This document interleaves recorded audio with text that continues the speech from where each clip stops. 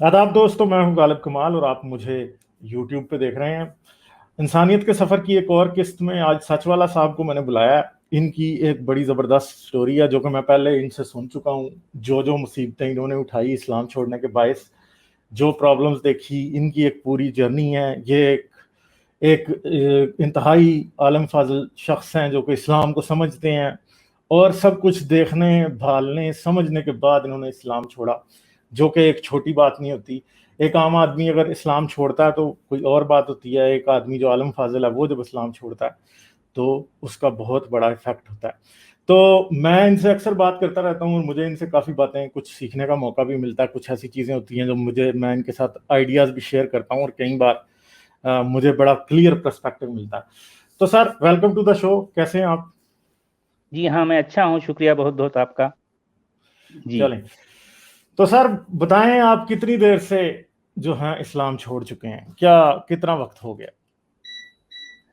हाँ, जिसे इस्लाम छोड़ना कहा जाता है, वो तो हम्म बहुत ज़्यादा अरसा नहीं हुआ। यूँ हम्म समझिए कि कुछ शायद साल डेढ़ साल कह सकते हैं। लेकिन हम्म वो बातें जो मेरे सफ़र में जो है मेरे साथ रहीं, वो हम्म कई मौक़ों पर जो है मेरे अंदर शकूक पैदा करने वाली ज़रूर थीं। हम्म हम्म अब मैं अपनी जो है ज़िंदगी को कि जैसे मतलब मेरा बचपन गुज़रा और भिन्न किन-किन मराहिल से गुज़रता हुआ आज मैं यहाँ पहुँचा हूँ, उसको मुख्तसर सा बताऊँगा ताकि हमारे हम्म नाज़रीन और जो है जो देखने वाले हैं, वो उनको बहुत सारी बातें उनको पता चल जाएँ। हम्म यानी मैं अपनी बात ऐसी शुरू करता हूँ कि मेरी उम्र लगभग जो है कुछ साढ़े 6-7 साल थी होगी। हम्म मेरे वालिद मोहतरम जो है मुझे मदरसे में दाखिल करा देते हैं। मैं हम्म जबकि एक पब्लिक स्कूल का स्टूडेंट हुआ करता था, बिल्कुल हम्म इब्तिदाई मरहले में। हम्म उसके बाद मेरे वालिद साहब को किसी ने बताया कि जो है अगर आपकी चहेती तरीन औलाद जो होगी, अगर उसको आप हाफ़िज़ कुरान बनाते हैं, तो क़यामत के रोज़ आपके सर पर जो है वो जवाहिरात का ताज होगा और आप कई पुश्तें जो हैं इनके ज़रिए से बख्शवा सकेंगे। ठीक है, वो इंतहाई खुलूसमंदी के साथ उन्होंने जो है ये कदम उठाया और लगभग जो है मैं 3 साढ़े 3 साल के अरसे में हाफ़िज़ कुरान बन गया। यानी 3 साल में आपने पूरा कुरान, यानी 3 10 साल साढ़े की 3 उम्र समझ में, हाँ, 10 10 साल की साढ़े उम्र 10 में। साल की उम्र में जो है जी हाँ, मैं हाफ़िज़ कुरान बन चुका था हम्म और बाकायदा मैं अपने मोहल्ले की मस्जिद में मैं तरावी भी पढ़ाया करता था। हम्म हम्म और फिर मेरे वालिद साहब का ये भी रुझान था कि जो है जब तुम हाफ़िज़ बन चुके हो, तो अब बाकायदा आलिम भी बन जाओ। तो हम्म चुनांचे मेरे शहर की एक मशहूर जामिया है जिनका मैं नाम लेना नहीं चाहूँगा, तो हम्म उस जामिया में जो है मेरा दाखिला करवाया गया। तो वहाँ पर मैंने जो है आलिम का जो कोर्स होता है इब्तिदाई, हम्म वो लगभग 5 साल मैं वहाँ ज़ेर तालीम रहा। उसके हम्म बाद भी और मैं पढ़ना चाहता था, लेकिन मेरे घर के हालात कुछ ऐसे थे कि मैं घर का बड़ा था और हम लोग 5 भाई 5 बहन हैं हम्म और कुछ माशी ज़िम्मेदारियाँ भी मेरे सर पर पड़ी और जो है इस तरह से कुछ ऐसे हालात थे कि जो है मुझे बहरहाल यानी मुलाज़िमत के सिलसिले में अपना वतन छोड़कर मुझे सऊदी अरब जाना पड़ गया। हम्म हम्म लेकिन ये मुलाज़िमत को जाने से पहले अ, होता ये था कि जो है मैं बचपन ही से मेरा एक क्रेज़ की हद तक जो है ये मेरा शौक था, मेरा मशग़ला था कि जो है मैं कुरान को अच्छे से अच्छा लिखूँ और अच्छे से अच्छा पढ़ूँ। यानी आप खताती तो करते थे? हाँ, खताती भी आप मैं करते थे? बाकायदा ख़त्ताती करता था और जो है हम्म, मैं जो है फ्री हैंड जिसे कैलीग्राफ़ी कहते हैं, हाँ हाँ। मैं वो हम्म बहुत ही इब्तिदाई उम्र ही में जो है मुझे बाकायदा कलम पर जो है गिरफ़्त आ गई थी इसमें हम्म हम्म हम्म हम्म और घंटों जो है मैं प्रैक्टिस किया करता था। तो इस एतबार से हुआ ये कि जो है जितने भी ये जो रस्मुल ख़ुतूत हैं, वो हम्म उनकी महारत मुझे हो गई और उनकी जो है शुद्ध-बुद्ध और जो है उनके बारे में बड़ी जो है जानकारी मुझे हासिल हो गई। और साथ ही साथ मैं क़िराअत के जो है चक्कर में मेरे शहर के जो है जो मेरा शहर एक तारीख़ी शहर है हिंदुस्तान का, हम्म हम्म तो उसके कोई गुंबद नहीं छूटी जहाँ जो है मैं जाकर आवाज़ बनाने की प्रैक्टिस किया करता था। अच्छा। और यहाँ तक ये भी होता था कि जो है मैं क़ारी अब्दुल बासित जो मिस्र के जो है बहुत मशहूर क़ारी हैं, हम्म उनकी नक़ल उतारा करता था और फिर जो है उनकी साँस चूँकि बहुत लंबी थी, तो हम्म मैं साँस की ख़ातिर किसी ने बताया कि तुम अगर जो है تیرنے کی مہارت حاصل کرو اور جو ہے بہت گہری ڈبکی لگاؤ گے تو تمہاری سانس لمبی ہوگی. تو اس چکر میں میری عمر جو ہے مجھے یاد ہے لگ بھگ میری 13-14 سال عمر تھی ہوگی, تو میں اپنے شہر کے تالاب یا باولی میں جو ہے چلا جاتا, کنویں میں, اور اس کی وجہ سے میں اپنے والد سے بھی جو ہے کئی بار مار کھائی. تو بہرحال یہ ایک ایسا جنون تھا کہ جو ہے میرا بس کسی طرح سے میں قرآن سے بہت جو ہے شغف تھا میرا, جو ہے پڑھنا اور لکھنا, یہ دونوں چیزیں. تو اس طرح سے میرا بچپن گزرا, اور پھر جو ہے اسی وجہ سے جو ہے میں اپنے شہر سے سعودی عرب میں ایک عالمی مقابلہ قرات اور حفظ ہوتا ہے, تو وہ جو کہ آج بھی ہوتا ہے ہر سال, تو اس میں انڈر 17 جتنے بھی اسٹوڈنٹس ہیں وہ پارٹیسپیٹ کرتے ہیں. تو اس میں میرے شہر کو ریپرزینٹ کرنے کے لیے میرا سلیکشن ہو گیا سعودی عرب کے لیے, مکہ کے لیے. اچھا. تو میں 1982 میں مکہ گیا, اور بہت شاندار جو ہے وہ آڈیٹوریم ہے, اور جو ہے مکہ انٹر کانٹیننٹل ہوٹل میں جو ہے ہمارا قیام رہا, اور جو ہے وہ ہر چیز میرے لیے زندگی کا پہلا جو ہے تجربہ تھا, کیونکہ میں گھر سے نکلا تھا, میری عمر اس وقت جو ہے جسٹ ابھی 16واں سال شروع ہوا تھا میرا. تو وہاں مجھے کچھ انعامات بھی ملے, کچھ انکریجیس پرائزز وغیرہ جو ہے اس طرح سے. اور پھر اس موقع پر ایک خاص کام یہ ہوا کہ جو ہے مجھے دخول کعبہ کا موقع ملا. میں کعبے کے اندر گیا ہوں, اور جو ہے مجھے 6 رکعت نماز پڑھنے کا بھی جو ہے مجھے موقع ملا. تو بہرحال 1 مہینے کا ہمارا ایسا سفر تھا, تو جس کے بعد وہاں سے آیا, اور پھر اس کے دوسرے ہی سال 1983 میں میں جاب کے لیے چلا گیا سعودی عرب. تو وہاں میں لگ بھگ جو ہے کچھ 31 سال 31 ایئرز جو ہے میں ملازمت کرتا رہا. اور میں گیا تو جو ہے اسی میرا جو پروفیشن تھا یہ کمرشل ڈیزائننگ اور عربی خطاطی سن. تو اچھا, تو درس نظامی آپ نے کس عمر میں مکمل کر لیا تھا؟ ہاں, اصل میں اس کو مکمل تو نہیں کہتے, اس کے بعد اور جو ہے 4 سال کا اور مزید کورس ہوتا ہے جس کے فضیلت اور جو ہے کاملیت کہتے ہیں, جو میں وہ نہیں کر سکا. میں جو ہے مولوی کے جو 2 سال ہوتے ہیں, اور مولوی سے پہلے کا 1 سال ہوتا ہے, اور پھر مولوی کے بعد اور 2 سال عالمیت کے ہوتے ہیں. اچھا, یہ میں نے 4 سال آپ نے کمپلیٹ کیا. میں نے 4 سال جو ہے عالمیت کی کمپلیٹ کی. ٹوٹل 7 سال کا ہوتا ہے. 7 سال. تو اس کے بعد میں نہیں کر سکا تھا, کیونکہ میں جو ہے یہ سب لگ بھگ 83 میں جو ہے میں چلا گیا, اور میں اور بھی پڑھنا چاہتا تھا. یہ میرا ارادہ تھا کہ جو ہے جس وقت میں مکہ گیا تھا, تو مکہ میں ایک القریٰ یونیورسٹی ہے, اس میں داخلے کا میرا پلان تھا, لیکن وہ کسی وجہ سے ہو نہیں پایا. خیر یہ ہو گیا, اور پھر جو ہے ہم 83 میں جو ہے میں جاب کے لیے گیا, اور مستقل 31 سال ایک ہی کمپنی میں رہا.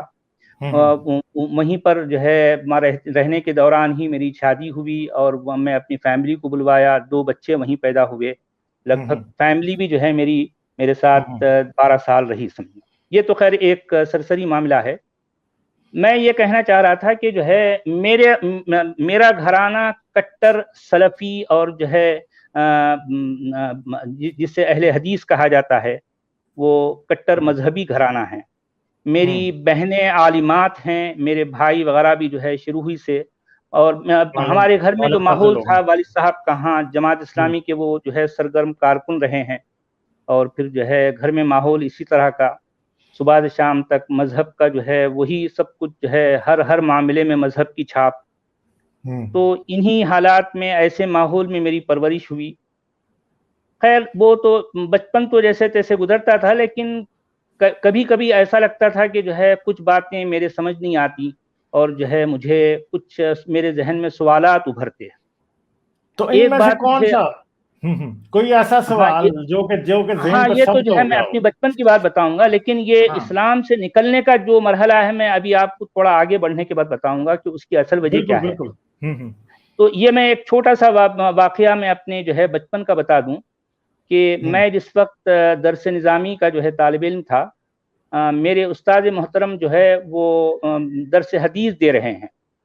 تو وہ ایک صحیح حدیث جو ہے ہمیں پڑھا رہے ہیں, اور پھر جو ہے وہ اس میں اس کا متن کچھ اس طرح سے ہے کہ رسول اللہ جو ہے کہیں تشریف فرما ہیں, اور ان کو پینے کے لیے کوئی پیالہ جو ہے پیش کیا گیا مشروب، تو اس میں گر گئی مکھی. تو اب وہ مکھی کو جو ہے رسول اللہ اپنی جو ہے انگلی سے ایسا ڈبوتے ہیں اس کو، اور جو ہے وہ نکال کر پھینک دیتے ہیں اور وہ مشروب پی جاتے ہیں. تو یہ بات میری عمر لگ بھگ جو ہے، یہ جب میں حدیث میرے کانوں سے گزری تو میری عمر شاید وہ کچھ 13-14 سال تھی ہوگی. ٹھیک ہے. تو مجھے عجیب سا لگا، اور وہ جو ہے میرے ساتھ جتنے بھی میرے کلاس میٹس ہیں وہ مجھ سے عمر میں سب زیادہ ہیں، میں سب سے کم عمر ہوتا تھا. تو مجھے عجیب سا لگا یہ کیسی بات، رسول اللہ نے یہ حرکت کیسے کی؟ مکھی یعنی ایک کراہیت جو ہے جیسی محسوس ہوئی، لیکن میں اس وقت تو کچھ نہیں کہا. لیکن اتفاق سے ہوا یہ کہ اس کے کچھ ہی دن بعد وہی استاد محترم بیٹھے ہیں، درس حدیث دے رہے ہیں، اور ان کے ہوتا ہے کہ دن کے وقت ایک چائے والا جو ہے آتا، سب جتنے بھی اساتذہ کو چائے پیش کرتا. تو ان کے پاس بھی آیا، ان کے کپ میں جو ہے چائے ڈالا اور چلا گیا. کچھ ہی دیر کے بعد اتفاق سے مکھی اس چائے میں گر گئی. تو اب وہ شور مچانے لگے، اور جلدی سے چائے والے کو بلاؤ، ایک جو ہے یہ کپ جو ہے پھینکو اور دوسری چائے لے کے آؤ اس طرح سے. تو وہ بچے دوڑے جا کے جو ہے ان کو بلا لائے، اور جو ہے کہنے لگے یار اس میں مکھی گر گئی، اس کو پھینکو اور دوسری چائے ڈالو اس. تو میں جو ہے سادگی کے ساتھ، حالانکہ میرا مقصد بالکل بھی ایسا نہیں تھا کہ میں ان کی کوئی انسلٹ کروں، میں نے سادگی کے ساتھ ان کے سامنے یہ سوال کر دیا کہ مولانا رسول اللہ تو جو ہے یہ مشروب جس میں مکھی گری ہے وہ پی جاتے تھے، آپ کیا سنت پر عمل نہیں کرو گے؟ میں نے یہ پوچھ لیا ان سے.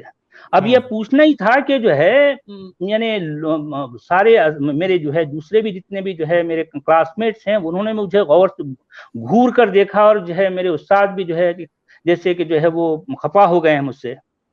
میں پریشان ہے بھائی میں نے کون سا ایسا غلط سوال کر دیا. تو اس کے کچھ دن بعد مجھے جو ہے ذرا ڈانٹ بھی پڑی، تم جو ہے کچھ غلط سوچتے ہو، تم اس طرح کی باتیں. میں پریشان ہے کہ میں نے کیا غلط سوچا اور میں نے کیا غلط سوال کیا. تو یہ ابتدائی مرحلہ تھا جہاں پر مجھے ایک یعنی یوں سمجھیے کہ ایک دھچکا لگا، اور وہاں سے میرا جو ہے ذہن سوچنے والا بنا کہ یار یہ کہیں کچھ گڑبڑ ہے. اچھا ایک بات میں آپ سے پوچھ لوں پہلے، آپ کا جو مکتب فکر تھا وہ دیوبندی تھا جہاں تک مجھے اندازہ ہو رہا ہے؟ میں جس جامعہ میں پڑھتا تھا وہ بریلوی مکتب ہے. اچھا بریلوی. لیکن میرے گھر میں جو ماحول تھا شروع میں میرے والد اور جو ہے سب کا وہ دیوبندی مکتب فکر تھا. باقاعدہ جو ہے میں جو ہے تبلیغی جماعت میں چلہ بھی لگا چکا ہوں. ٹھیک ہے. میرے گھر میں جو ہے وہ دیوبند کے علماء کی جو ہے کتابیں آتی اور جو ہے میرے والد ان کو پڑھ کر سناتے، اس طرح سے ایسا یہ سلسلہ چلتا تھا. اس کے بعد میری بہنیں جو ہے وہ جب ان کو جو ہے اس کا شوق ہوا تو جو ہے وہ عالمیت کا کورس کرنے لگیں. تو وہ ڈاکٹر فرحت ہاشمی جو کینیڈا کی ہیں وہ ان کی شاگردائیں بن گئی. خود میری بیوی بھی جو ہے ان کی شاگردہ ہیں، اور جو ہے میری جو ہے جو بیٹی ہے وہ بھی ان کی شاگردہ ہیں، میری تمام بہنیں وغیرہ سب اس طرح سے. تو گھر میں اسی طرح کا ماحول.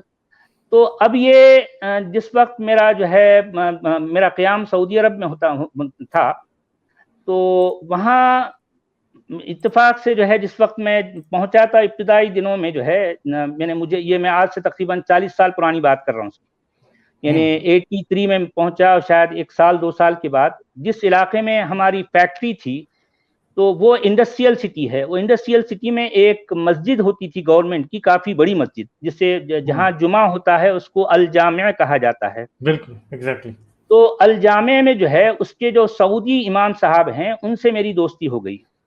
تو ایک ایسا موقع آیا کہ انہوں نے جو ہے مجھ سے قرآن پڑھوایا، تو وہ میری قرأت سے اتنے متاثر ہوئے تو وہ کہنے لگے کہ یار تم جو ہے اتنا اچھا قرآن پڑھتے ہو. بس تو جو ہے انہوں نے کہا اسی دن جو ہے مغرب کی نماز کے وقت مجھے آگے کر دیا. تو وہ میری قرأت سے جو ہے جتنے بھی مصلی تھے وہ اتنے خوش ہوئے کہ جو ہے کہنے لگے کہ یار جب بھی آپ آؤ گے جو ہے امامت آپ ہی کرنا. چنانچہ ایسا ہوتا تھا کہ جو ہے وہ سعودی امام پیچھے ٹھہرتے تھے اور مجھے آگے کر دیتے تھے. تو ہوا یہ کہ جو ہے اس طرح سے میں جب بھی جاتا تھا مسجد میں تو مغرب یا عشاء کی نماز میں خود پڑھایا کرتا تھا. تو یہ سلسلہ چلتا رہا. پھر اس کے کچھ عرصے کے بعد میری شادی ہو گئی، اور پھر جو ہے ہم وہ انڈسٹریل سٹی چھوڑ کر سٹی چلے گئے جہاں یہ مسجد سے بہت دور جو ہے میں اپنا ایک فلیٹ لے لیا تھا میں اپنی فیملی کو رکھنے کے لیے. فیملی میری جو ہے لگ بھگ 12 سال میرے ساتھ رہی. اس کے کچھ عرصے کے بعد ایسا ہوا کہ پھر میں اپنی فیکٹری میں ایک بیچلر کی طرح جو ہے رہنے لگا. تو وہی امام صاحب نے جو ہے مجھے یہ آفر کی کہ جو ہے تم بجائے فلیٹ میں رہنے کے ایسا کرو کہ ایک مسجد سے ایڈجسنٹ جو ہے ایک چھوٹا سا فلیٹ بنا ہے جس میں ایک روم ہے, کچن باتھ روم وغیرہ, ایسا تم اس میں رہ لو اور جو ہے تمہاری جو ہے یہ ہاؤسنگ جو ہے سیو ہو جائے گی. کیونکہ ہم کو ایک پیکیج مل جاتا تھا جس میں ہم بھلے جہاں چاہے رہ لیں, کمپنی کو جو ہے اس سے کوئی سروکار نہیں. تو مجھے بھی یہ آفر اچھا لگا. اور میرا دوسرا بہت بڑا فائدہ یہ ہوا کہ وہاں رہتے ہوئے ایک تو جو ہے فجر اور جو ہے مغرب عشاء میں جو ہے جہری نمازیں پڑھا لیتا تھا, اور پھر جمعے کا بھی جو ہے مجھے موقع مل جاتا تھا کہ میں جمعہ بھی پڑھا لیتا اور خطبہ بھی دے دیا کرتا. تو اب وہ سعودی امام صاحب کا یہ کہ وہ کبھی آتے کبھی نہیں آتے, لیکن ان کی تنخواہ جو ہے گھٹ تھی سمجھو. وہ تو جو ہے وہ ان کو کوئی پرواہ نہیں ہے اس سے, تو ان کا کام تو چل رہا ہے اور جو ہے ان کی تنخواہ ان کو مل رہی ہے. تو میرا ایک بہت بڑا فائدہ یہ ہوا کہ وہاں رہنے کے دوران جو میرے مصلی آتے تھے وہ نماز کے لیے اس طرح سے, تو وہ اس میں کئی اسکالرز بھی تھے, اور ان کے جو ہے ان سے ملنے کے لیے جو اور لوگ آتے تھے اس میں ایجپشین جو ہے اسکالرز ہیں, سوڈان کے ہیں, اور جو ہے یہ جو ہے سیریا کے ہیں, اور خود سعودی کے بھی جو ہے بہت سے لوگ جن سے میری شناسائی ہوئی. اور اتفاق سے وہ جمعرات اور جمعے کے دن یعنی کچھ ایسی بیٹھک ہوتی ہماری وہاں پر, یعنی مطلب اہل علم کی, جن کے ساتھ مجھے اپنا بہت لمبا وقت بتانے کا موقع مل گیا, اور ان سے میں نے بہت کچھ سیکھا. وہاں کئی کتابیں جو ہے میرے مطالعے میں رہی جو کہ امہات الکتب کہا جاتا ہے, جن کو جو ایکچوئل جو ان کی اپنی جو ہے جس طرح تفسیر کی کتابیں, حدیث کا ذخیرہ مجھے وہاں ان کے ساتھ رہ کر پڑھنے کا موقع ملا, سمجھنے کا موقع ملا. تو وہاں رہنے کے دوران میں نے بہت کچھ سیکھا اہل عرب سے. تو اصل میں وہاں رہنے کے دوران ایک اور یہ بات ہوئی کہ جو ہے مجھے حدیث کے ذخیرے پر جو ہے کچھ شکوک پیدا ہونے شروع ہوئے, تو جس پر جو ہے میری کافی جو ہے ان سے ڈسکشن ہوتی. تو اس میں کچھ باتیں تو وہ جو ہے ایگری ہوتے اس سے, اور کچھ کہتے نہیں یار تمہاری سمجھ کا فرق ہے, ایسا ہے اس طرح سے, ایسا. یہ تو خیر سلسلہ چلتا تھا. لیکن میں جو کہنا چاہ رہا ہوں کہ وہاں رہنے کے دوران ایک سیرین جو ہے ایک شخص تھا جو کہ عمر میں مجھ سے کافی چھوٹا تھا. اچھا, وہ بظاہر تو جو ہے میں نے مطلب اس کی چہرے پر کوئی داڑھی نہیں ہے, کوئی مذہبی نہیں ہے وہ, اور جو ہے کوئی اس کے پاس باقاعدہ کوئی ڈگری نہیں ہے, لیکن اس کا مطالعہ بڑا غضب کا تھا. اس نے کیا کچھ پتہ نہیں پڑھ رکھا تھا, اس کو سائنسی معلومات بھی ویسی تھی, اور جو ہے تقریباً جتنی بھی جو ہے کتابیں وہ پڑھ چکا تھا. تو وہ یوں برائے نام نماز پڑھنے تو آ جاتا, لیکن وہ اندر سے جو ہے بڑا لبرل اور جو ہے بڑا اس طرح. اچھا, اس کی جو ہے اس طرح کی حرکتوں سے مجھے بڑی جو ہے چڑ آتی. اچھا, وہ مجھے کہتا کہ میں علماء کے ساتھ جو ہے بیٹھا ہوں اور ان سے بہت دلچسپی لے کر ان کی باتیں سن رہا ہوں, ان کی بیٹھک میں جو ہے میرا جب بیٹھنا ہوتا, تو وہ مجھے تنقیدی نظر سے کہتا ہے یار تم جو ہے اچھے بھلے آدمی ہو, تم جو ہے یہ ان لوگوں کی یہ مذہبیوں کی باتوں میں تم کیسے پھنس جاتے ہو. وہ مجھے تنقید کیا کرتا. اور جو ہے ساتھ ساتھ وہ یہ بھی کہتا کہ یہ جو تم ڈاکٹر ذاکر نائک یا پھر جو ہے شیخ احمد دیدات ہیں, اور پھر جو ہے عبد المجید زندانی ہیں, اور جو ہے یہ عبد الدائم کحیل ہے, یہ جو مصری جو ہے یمنی علماء, تو یہ جو قرآن کے میریکلز, اس کے معجزات کو لے کر وہ جو ہے بڑا بڑھا چڑھا کر جو ہے جو باتیں کرتے تھے, تو میں ان لوگوں سے بڑا متاثر ہوتا تھا. یہاں تک کہ وہ زمانہ ایسے گزرا کہ میں قرآن پر بڑا فوکس کرتا, اور جو ہے ان کے کچھ آڈیوز وغیرہ کچھ اس طرح لے کر جو ہے وہ سی ڈیز ہیں, وہ زمانے سی ڈیز کا زمانہ تھا, تو وہ میں اپنے ذاتی خرچ پر جو ہے وہ اس کو ریکارڈ کرتا, لوگوں میں تقسیم کرتا. ایک بڑا پرجوش داعی یا مبلغ جسے کہتے ہیں, میرا وہ کردار تھا. تو وہ مجھے ہر بار کہتا تھا غالب صاحب کہ یار تم جو ہے تم عربی جانتے ہو, کلاسیکل عربی تم سمجھ سکتے ہو, قرآن کو براہ راست تم سمجھ سکتے ہو, یہ ان لوگوں کی باتوں میں تم کیسے پھنس جاتے ہو, یہ کہ تم کیا بیوقوفی کا کام کر رہے, ایسے کہتا. لیکن میں اس کی بات پر بجائے اس کے کہ کبھی غور کروں, میں اس کی بات کو نکار دیتا اور اس کے منہ پہ کہتا یار تو کون, تیری کیا اوقات, یہ تو اتنے بڑے بڑے دنیا کے اسکالرز ہیں, تیری کیا اوقات, تیرے پاس کون سی ڈگری ہے. یہ کہہ کر میں اس کو جو ہے ڈانٹ دیتا. وہ خیر مسکراتا اور جو ہے بس اس طرح سے. لیکن میں آج جو ہے بڑا حیران ہوتا ہوں غالب صاحب اور میں کبھی کبھی جو ہے میں اس کو یاد کرتا ہوں، اچھا میں نہیں جانتا کہ وہ شخص کہاں ہے اس وقت، میں نہیں جانتا، لیکن یہ چراغ دراصل جو ہے اسی کا جلایا ہوا ہے جو میرے دل میں اس وقت جو ہے آج جل رہا ہے، یہ سارا کریڈٹ اس کو جاتا ہے۔ تو اب ہوا یہ کہ وہ ہر بار کہتا، اور جو ہے کوئی بھی آیت کا حوالہ دیتا، کہتا ہے یار تم نے کبھی اس آیت کی جو ہے اس کے متن پر غور کیا ہے؟ تم یہ جو ہے یہ اسکالرز کے جو ہے یہ جو ٹرانسلیشنز ہیں یہ سب الٹے پلٹے جو ہے سب جھوٹ موٹ باتیں کرتے ہیں ایسا۔ تو ہوتا ہے تھا کہ ان دنوں میں چونکہ میری آنکھوں پر عقیدت کی اینک لگی ہے اور عقل پر جو ہے تالا پڑا ہے، تو میں اس کی بات پر کبھی غور نہیں کرتا، اور ان علماء کو میں اندھا بن کر جو ہے میں ان کو فالو کیا کرتا تھا۔ میرے ذہن میں یہ ان کا تاثر ایسا تھا کہ یہ تو اتنے بڑے اسکالرز ہیں، یہ لوگ جھوٹ تھوڑی بولیں گے۔ لیکن ہوا یہ کہ اتفاق سے میں ایک بار جو ہے میں میرے سسٹم پہ بیٹھا ہوا ہوں، میں ایسے ہی خیال آیا، ارے یار یہ بار بار یہ جو کہتا ہے یہ جو ہے کبھی اس کو جو ہے دیکھیں گے، چیک تو کریں۔ ایسی میں نے جو ہے ایک یوں سمجھے کوئی دلچسپی نہیں بلکہ بے دلی سے جو ہے ایک آیت کھولی۔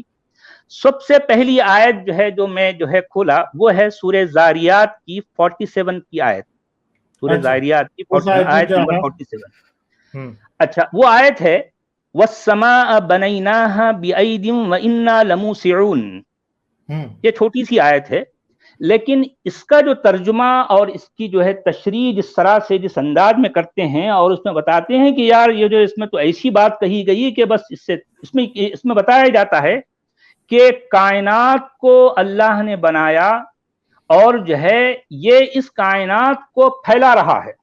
ہاں بالکل۔ حالانکہ یہ آیت کا جو متن ہے، مطلب یہ جو کچھ اس میں ورڈز ہیں، یعنی یہ ورڈز اس معنی اس مفہوم کو بالکل بھی جو ہے سپورٹ نہیں کرتے، کیونکہ یہ آیت شروع ہو رہی ہے وَالسَّمَاءَ، یعنی اور سما کہتے ہیں اصل میں بلندی یا ہائٹ کو، ٹھیک ہے، اس کا مطلب کائنات ہے ہی نہیں، ٹھیک ہے، اور ایون سماوات بھی جو کہ سما کا پلورل ہے اس کا مطلب بھی کائنات نہیں ہوتا، کیونکہ عربی لینگویج میں کائنات کے لیے ایک جو ہے ایک ورڈ ہے الکون کہا جاتا ہے اس کو۔ الکون، اچھا، الکون تو پوری قرآن میں کہیں نہیں ہے، گویا کہ کاتب قرآن کو کائنات کا پتہ ہی نہیں ہے، ٹھیک ہے۔ تو اب میں سوچا یار یہ اس میں یہ لوگ کائنات کس لفظ کا معنی کر رہے ہیں، وہ تو ہے ہی نہیں۔ اب چونکہ میں جانتا تھا الکون کیا ہے، السما کیا ہے، میں جانتا تھا۔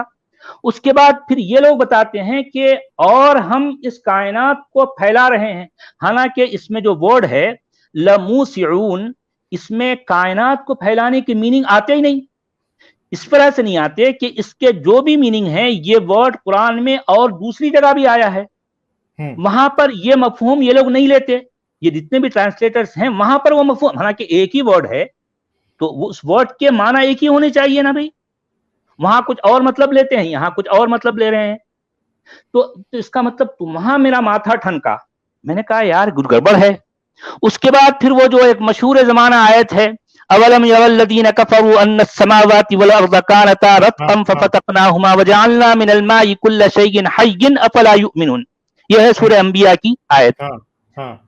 تو اس میں بھی ہاں آپ جو بات کرتے ہیں اور جو ہے آپ جس طرح سے جو ہے وہ سامنے والا جو تھن کر جو یعنی سینہ تان کر آتا ہے وہ پہلے ہی لفظ میں جو ہے گر جائے گا، اولم یری الذین کفروا پہ گر جائے گا، اس کے بعد آگے بڑھنے کا اس کے بعد کوئی موقع ہی نہیں ہے، کیونکہ وہاں بھی ہے اس کا ترجمہ بھی بتا دیں تاکہ لوگوں کو پتہ لگ جائے، عربی سے لوگوں کو نہیں پتہ چلے گا بھئی اگر جو ہے اس آیت کا جو سادہ سا جو ترجمہ ہے، لفظی ترجمہ کہہ لیں، اے کافرو کیا تم نے نہیں دیکھا، سیدھی سی بات کی ہے بھئی، اے کافرو کس سے خطاب کیا جا رہا ہے؟ کافروں سے۔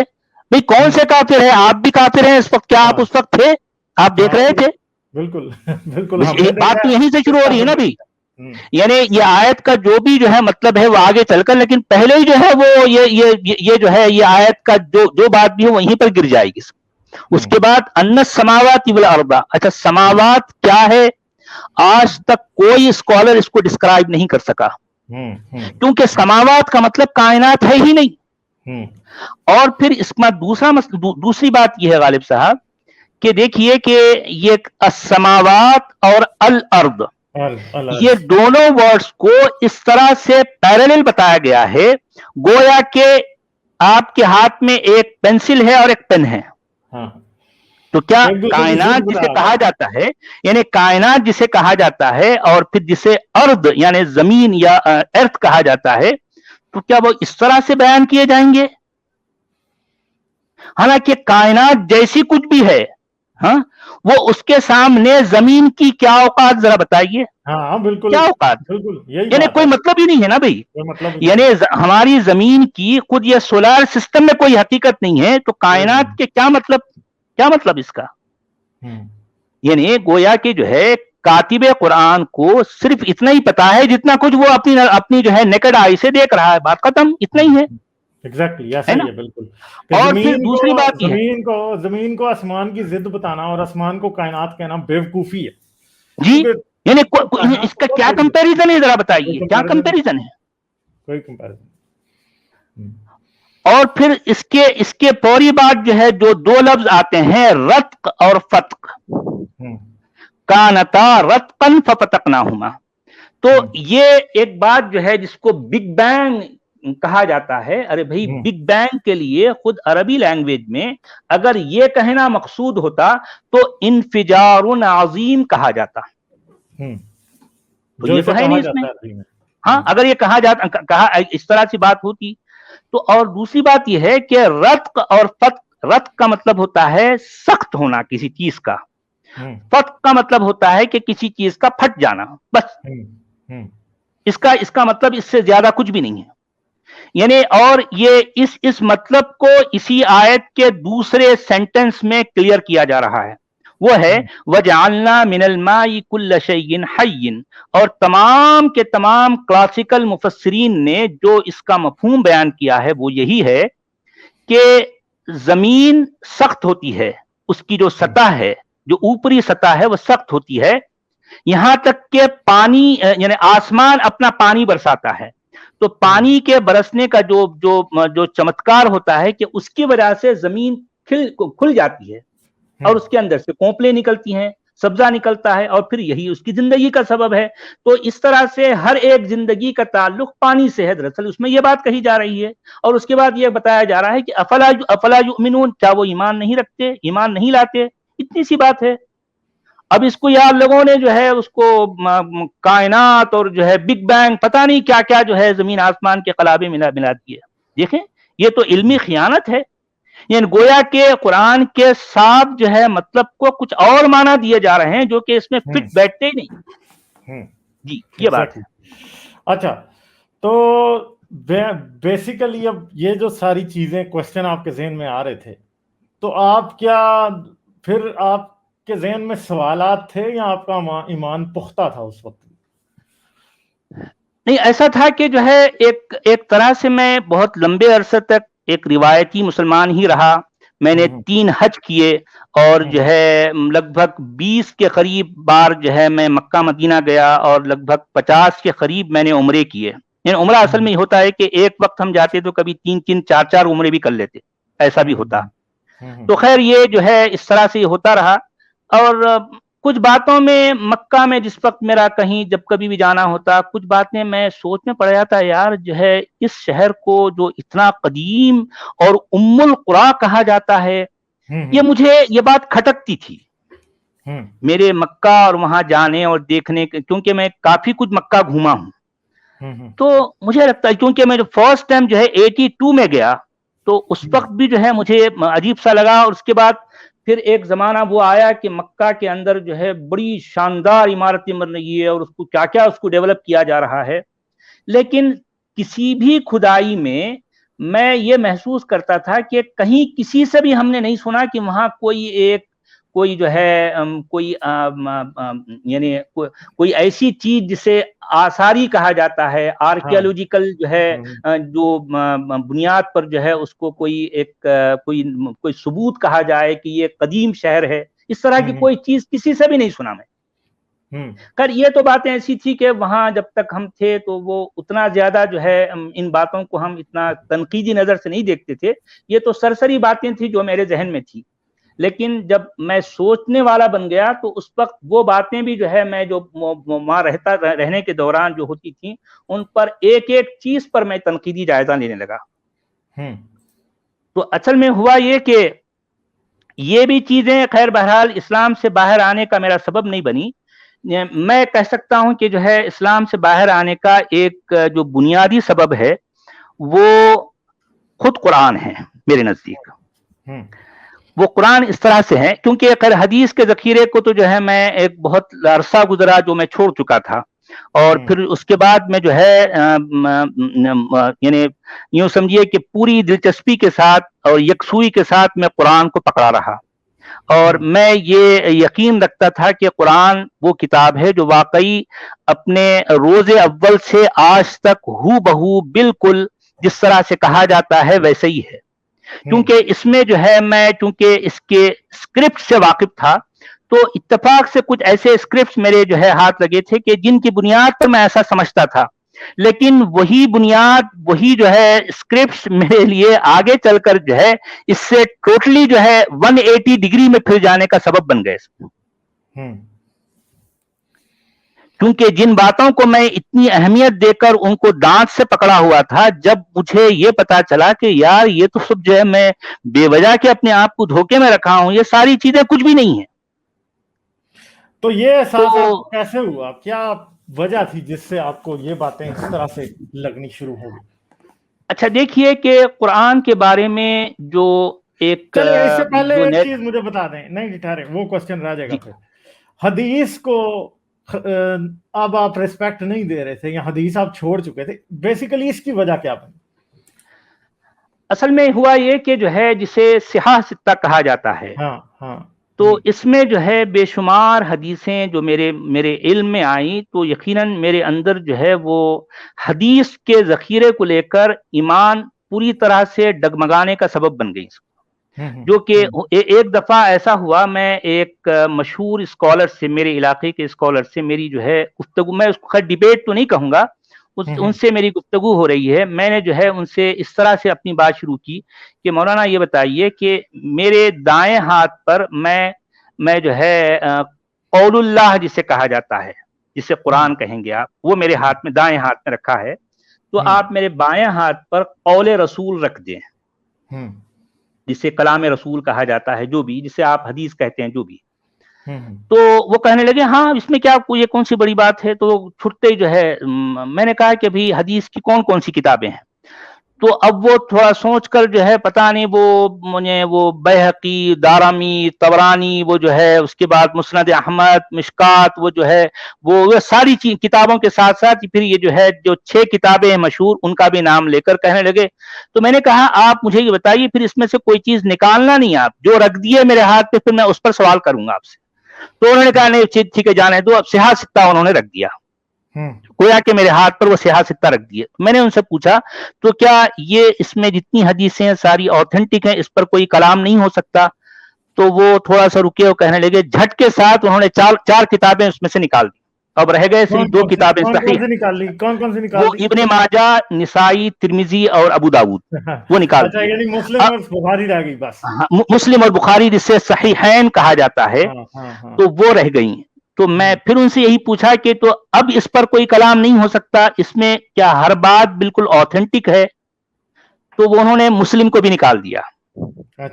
اب رہ گئی بیچاری ایک اخیری بخاری. میں نے کہا کہ مولانا اب آپ دیکھیے کہ آپ نے کیا کچھ نکال دیا, اتنی چھوٹی سے ایک چند لمحوں میں آپ نے جو ہے اس میرے ہاتھ سے کیا کچھ نکال دیا. اب رہ گئی بیچاری ایک اکیلی بخاری, تو کیا اس پر اب کوئی کلام نہیں ہو سکتا؟ تو وہ کہنے لگی ہاں بھائی یہ تو جو ہے ان اصح الکتاب بعد القرآن علی الارض, یعنی روئے زمین پر قرآن کے بعد اگر کوئی صحیح ترین کتاب ہے تو وہ یہ بخاری ہے. تو میں نے کہا یہ تو لوگ کہتے ہیں, تو کیا آپ کیا کہتے ہیں, اس پہ اب کوئی کلام نہیں ہو سکتا؟ میں نے چھٹے ہی جو ہے 3-4 حدیثوں کا جو ہے حوالہ دے دیا.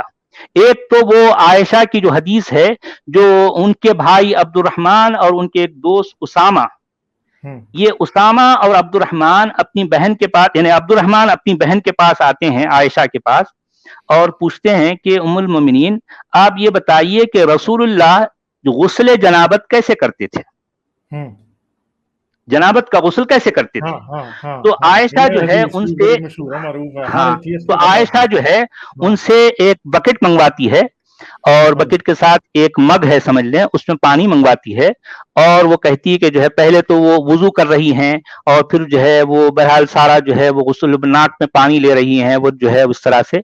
उसके बाद बिलाखिर वो बकेट उठाया उन्होंने, और जो है बकेट का सारा पानी अपने सर से पूरी तरह से डाल लिया, यानी गोया कि वो पूरी तरह से भीग गई हैं, और उनका लिबास उनके जिस्म से चिपक गया है। बात सीधी सी बात है। और फिर अब्दुर्रहमान जो कि इनके भाई हैं, और उसामा जो कि इनके दोस्त हैं अब्दुर्रहमान के, ये दोनों दरवाजे की ओट से उसके सान में से ये मंजर देख रहे हैं। तो मैंने उनसे कहा कि मौलाना, आपकी बेटी है और आपका एक बेटा है, और बेटा अपने एक दोस्त को लाकर ये जो है सवाल करे आपकी बेटी से, तो क्या आप इसके जवाब में ये इस तरह का अमली मुजाहिरा कर पाएंगे, या आपकी बेटी को इसकी इजाजत देंगे? तो अब देखिए कि उन साहब के पास कोई जवाब ही नहीं है। वो बजाय इसके कि मुझे जवाब देते, और वो जो है गुस्से में जो है कहने लगे, यार तुम जो है बड़े बदतमीज हो, तुम जो है बड़े नालायक हो। मैंने कहा भाई मैं बदतमीज भी हूं, नालायक भी हूं, लेकिन आप ये इसका जवाब दीजिए, मुझे मुतमईन कीजिए। बिलाखिर उनके पास क्या जवाब रहता। तो बहरहाल मैंने और भी हदीसें हैं, वो रसूलुल्लाह जो है वो मक्का की पहाड़ियों पर चढ़कर जो है वो अपने आप को गिरा देना चाहते हैं खुदकुशी के गर्ज से। तो वो कहने लगे नहीं यार उसकी सनद जो है वैसी है। बोला यार सनद को मारो गोली, लेकिन ये हदीस बुखारी में है या नहीं है? अगर आप ये कहते हैं कि इसकी सनद ज़ईफ है, तो क्या आपके पास इतनी जुर्रत है कि आप इस हदीस को बुखारी से निकाल सकते हैं आप? यही तो बात है ना। और दूसरी बात ये, मुझे ये भी एक बात आज आप क्लियर कर दें, क्योंकि आप आलम फाजल आदमी हैं। मुझे बताएं कि जो हदीस माजूर है, क्या इसका मतलब ये है कि वो झूठ है? नहीं, जब आप उसको हदीस कह रहे हैं तो वो हदीस है। अब ठीक है भाई, उसके अंदर किसी किस्म का कोई भी हदीस यानी असूल हदीस के मुताबिक झूठ वो भी नहीं कही जा सकती जो माजूर है। हाँ, जाहिर बात है। कहीं ना कहीं उसकी रिवायत जो है उसको कुछ ना कुछ तो जो है कुछ सनद मिलती है ना, तभी तो वो हदीस कहला रही है, तभी तो वो किताबों का हिस्सा बन गई। बल्कि आप ये देखें कि इमाम बुखारी जो 6 लाख हदीसों को जमा करते हैं, उनमें से सिर्फ चंद हजार, 60,000, कुछ 200-300 जो है वो अपनी अलजामे अस्सहीह में जो है जमा करते हैं।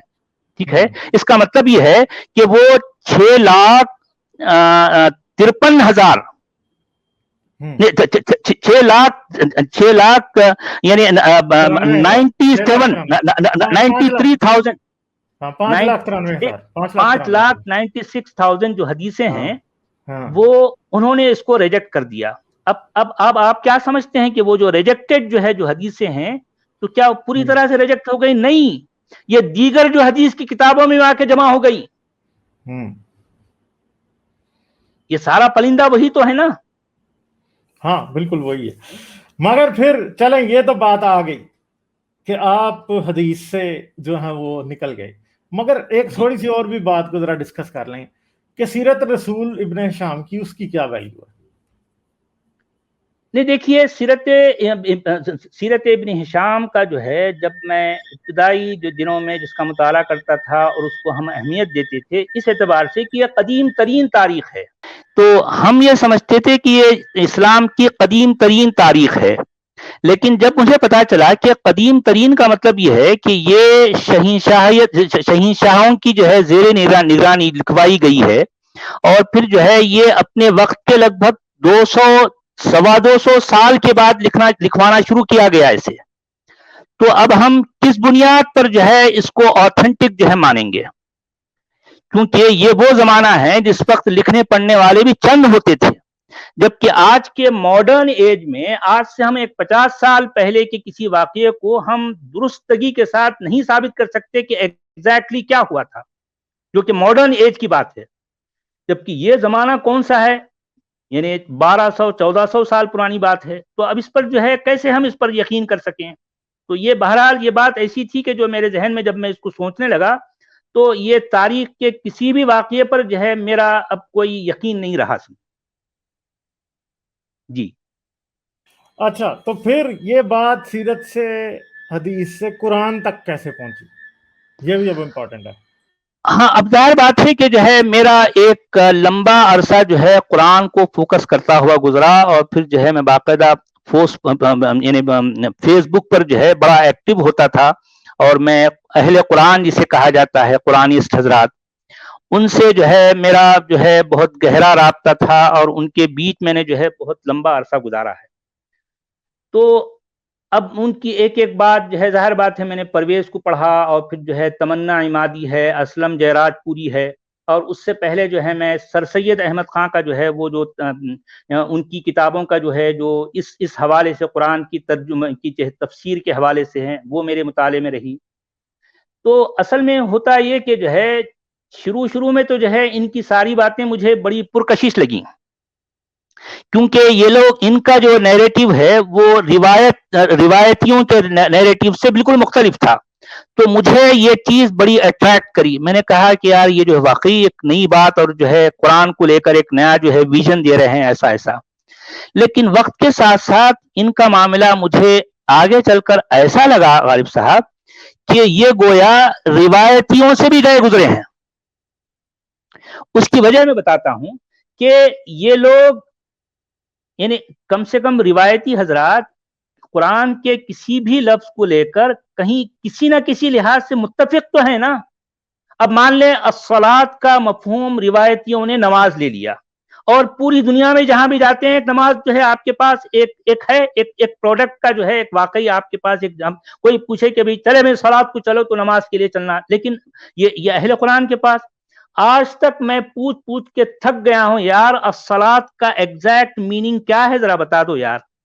قرآن اس لفظ کو سینکڑوں بار دہرا رہا ہے، لیکن یہ نہیں بتاتا کہ جو ہے الصلاۃ ہے کیا، الصیام ہے کیا، الحج ہے کیا، الزکات کسے کہتے ہیں. یعنی اگر حدیث اور سیرت کو اور تاریخ کو علیحدہ رکھ دیا جائے تو آپ کو نہیں پتہ لگے گا کہ الصلاۃ کیا ہے، الصوم کیا ہے، اور الحج کیا ہے.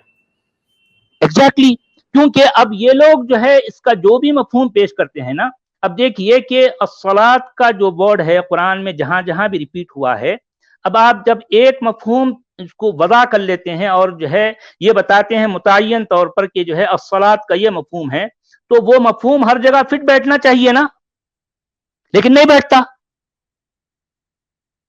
تو اب یقیناً مجھ جیسے آدمی کو جو ہے اس میں جو ہے الجھن ہوگی. اب میں پوچھوں گا بار بار یار تم جو ہے یہ لفظ کا یہ مطلب لے رہے ہو، یہاں پر تو فٹ نہیں بیٹھتا.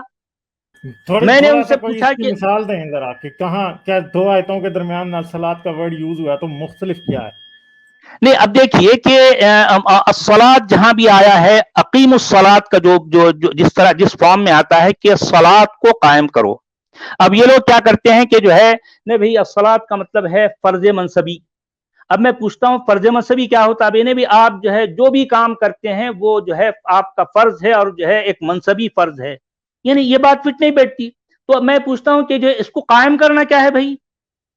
کہنے لگے جو ہے آپ اس پر جو ہے ڈٹ جائیں، اس پر جو ہے ثابت قدم رہیں، یہی جو ہے صلاۃ فرض منصبی ہے. اور پھر جو ہے اس پہ جو ہے آپ اللہ سے جڑ جائیں، اپنے اندر کی صفائی کریں. پھر اس طرح سے کیا کیا جو ہے، یعنی اب میں پوچھتا ہوں کہ جو ہے سورہ نساء کی ایک آیت ہے فَإِذَا قُمْتَ فِيهِمْ، یعنی وہ ایک آیت ہے مجھے یاد نہیں آ رہی، جس میں کہا گیا ہے کہ جو ہے وہ تم اگر جو ہے ان لوگوں کے بیچ میں ہو تو جو ہے تم اس کے لیے جو ہے صلاۃ کرو، اور جو لوگ اور ایک جماعت جو ہے صلاۃ کر کے آگے بڑھ جائے تو دوسری جماعت آئے اور اپنا ہتھیار اٹھا لے. یعنی وہ آیت آپ پڑھتے ہیں تو ان کا یہ مفہوم یہاں پر فٹ نہیں بیٹھتا. اور پھر جو ہے وہ صلاۃ کا مفہوم جو زکریا کے ساتھ آیا ہے اس میں یہ کہا گیا ہے کہ جو ہے وہ جو آیت کیا ہے کہ فنادتہ الملائکۃ وہو قائم یصلی فی المحراب، یعنی اور فرشتے یہ آواز دیتے ہوئے زکریا کے پاس پہنچے جس وقت کہ وہ صلات کرتا ہوا کھڑا ہوا تھا، وہ کھڑا ہوا تھا صلات کرتا ہوا. تو اس کا مطلب یہ جو آپ فرض منصبی کہہ رہے ہیں وہ کسی ایک جگہ کھڑے ہونے کو کہتے ہیں، یعنی آپ کا یہ مفہوم یہاں فٹ نہیں بیٹھتا. اور پھر جو ہے ایک چیز ہے، جو قرآنسٹ ہیں وہ قرآن کے مطابق صلات کا مطلب نہیں نکال سکتے، یا جو نہیں نکال سکتے، قرآن ہے نہیں نکال سکتے. نہیں وہ خود ان کے اندر بھی جتنے جو ہے ان کے جو ہے یہ اہل قرآن ہیں ان میں بھی کئی گروپ ہو گئے ہیں، اور صلات کو لے کر ان کے اندر بھی اختلاف پایا جاتا ہے. نہ صرف صلات بلکہ اس جیسے اب جیسا الصیام ہے جس کا جو ہے ترجمہ اہل روایات روزہ کرتے ہیں. اب یہ روزہ جو کچھ بھی ہے یہ قرآن میں ایز اٹ از جو ہے اس طرح کا مفہوم نہیں بیان کرتا ہے، لیکن جو مفہوم بیان کرتا ہے اور جو اہل قرآن جو مفہوم لینا چاہتے ہیں اس میں بھی جو ہے اختلاف پایا جاتا ہے، کیونکہ الصیام جو ہے دراصل سزا کے معنی میں کئی بار آیا ہے. الصیام اصل میں سزا کے مفہوم میں آیا ہے کہ جو ہے اگر تمہیں جو ہے وہ تم یہ نہ کر سکو تو جو ہے تم یا تو اتنے مسکینوں کو کھانا کھلاؤ یا پھر جو ہے 2 مہینے کے لگاتار روزے رکھو، لگاتار سیام کرو. تو پھر یہ لگاتار سیام 2 مہینے کا جو ہے یہ تعین کیوں کیا جا رہا ہے؟ اس میں یہاں بات فٹ نہیں بیٹھتی. ہلو جی جی جی جی جی جی چلیے. اچھا اب دیکھیے کہ یہ لوگ یعنی کسی لفظ کا جو مفہوم لے لیتے ہیں اور ان سے میں کہتا ہوں یار ایک اس لفظ کا یہ مفہوم ہے، ٹھیک ہے آپ نے لے لیا، بڑا جو ہے پرکشش مفہوم ہے، تو آپ پلیز یہ لفظ جس آیت میں آیا ہے آپ برائے مہربانی اس پوری آیت کا لفظی ترجمہ کر کے دکھا دو. لیکن نہیں کر سکتے، وہ نہیں کرتے لفظی ترجمہ، پوری آیت کا نہیں کرتے، اس میں سے ایک لفظ کو پک کر لیں گے اور بتائیں گے کہ اس لفظ کا یہ مفہوم ہے. لیکن وہ مفہوم کو اگر اس آیت کے سیاق و سباق میں آپ رکھ کر دیکھیں گے تو وہاں وہ فٹ نہیں بیٹھتا. اچھا تو پھر مگر ایک چیز ہے کہ اب قرآن پہ سوال میں آپ کی طرح کچھ اور بھی دوست ہیں جو کہ عالم فاضل ہیں، یہ قرآن پہ جب سوال پیدا ہونے شروع ہوتے ہیں کہ قرآن بھی ٹھیک نہیں ہے، یہ بڑا تکلیف دہ مرحلہ ہوتا ہے. یقیناً. تو آپ کی ذہنی حالت اس وقت کیا چل رہی تھی جب آپ کو یہ پتا چل رہا تھا کہ یار یہ حدیث اور تاریخ تو گئی، اب قرآن بھی ہاتھوں سے جا رہا ہے؟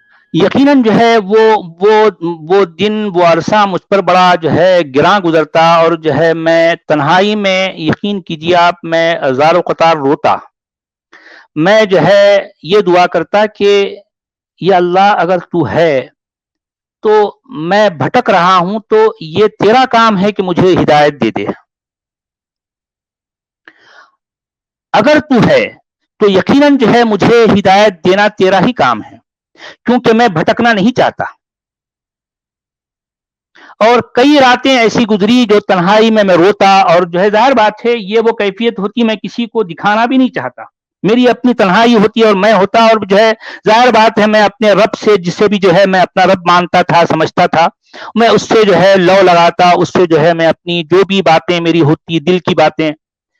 لیکن بہرحال یہ عرصہ مجھ پر گزرا اور اندر سے میں بڑا جو ہے بڑے کرب کے عالم میں جو ہے میرا وقت میرے دن گزرتے تھے اور راتیں میں رو کر گزارتا، اور جو ہے لیکن بہرحال یعنی ہوتا ہوا ان تمام مراحل سے گزرتا ہوا مجھے وہ وقت بھی آیا کہ بہرحال مجھے یقین ہو گیا کہ یہ معاملہ سارا، خاص طور پر جو ہے یقین کب آیا دیکھیے کہ قرآن کی پرزرویشن کو لے کر جو دعوے کیے جاتے ہیں، اور پھر میری نظر سے میری تحقیقات کے مطابق قرآن کی جو حفاظت کا جو مرحلہ ہے، خاص طور پر جو ہے جب میں علماء سے پوچھتا کہ بھئی قرآن کی حفاظت کے لیے کہ واقعی قرآن ہو بہو لفظ بلفظ حرف بحرف محفوظ ہے، اس حوالے سے آپ کے ہاں بنیادی دلیل کیا ہے؟ میں جاننا چاہتا ہوں، آپ پلیز مجھے بتائیے. تو میں جن دن سے یہ سوال کرتا نالب صاحب، ان سب کے پاس جو دلیل ہوتی وہ خود قرآن کے اندر سے دے رہے ہیں. اب دیکھیے ایک دلیل جس کی دلیل میں مانگ رہا ہوں ان کو کوئی خارجی دلیل دینی چاہیے. خارجی دلیل تو جو مجرم ہے وہ خود ہی اپنے حق میں گواہی دے رہا ہے، اپنے حق میں جو ہے گواہی دے رہا ہے. بھائی مجھے جس چیز پر شک ہے آپ اسی کے اندر سے جو ہے مجھے ثبوت دے رہے ہو. اچھا وہ ثبوت بھی کیا ہوتا ہے؟ دیکھیے یہ پوری قرآن میں اس حوالے سے ایک ہی آیت ہے، سورہ ہجر کی 9ویں آیت. وہ آیت آپ نے یقیناً سنی ہوگی، انا نحن نزلنا الذکر وانا لہ لحافظون. اچھا یہ آیت کے جو ہے جتنے بھی الفاظ ہیں اس کے دراصل اس میں دو جملے ہیں، انا نحن نزلنا الذکر وانا لہ لحافظون. اس میں کہا اب دعویٰ کیا رہتا ہے کہ بھئی قرآن کی حفاظت اللہ کرتا ہے. تو میں نے جب پوچھا کہ بھائی اس آیت میں نہ تو اللہ ہے نہ قرآن ہے، یہ دونوں لفظ بھی نہیں ہے. بھئی ذکر ہے، اور ذکر کا مفہوم جو ہوتا ہے خود قرآن کے مطابق یہ تورات اور انجیل کو بھی قرآن جو ہے ذکر کہہ رہا ہے. تو اس کا مطلب اس آیت کا مطلب یہ ہوا کہ تورات اور انجیل کی بھی حفاظت کون؟ اللہ کر رہا ہے.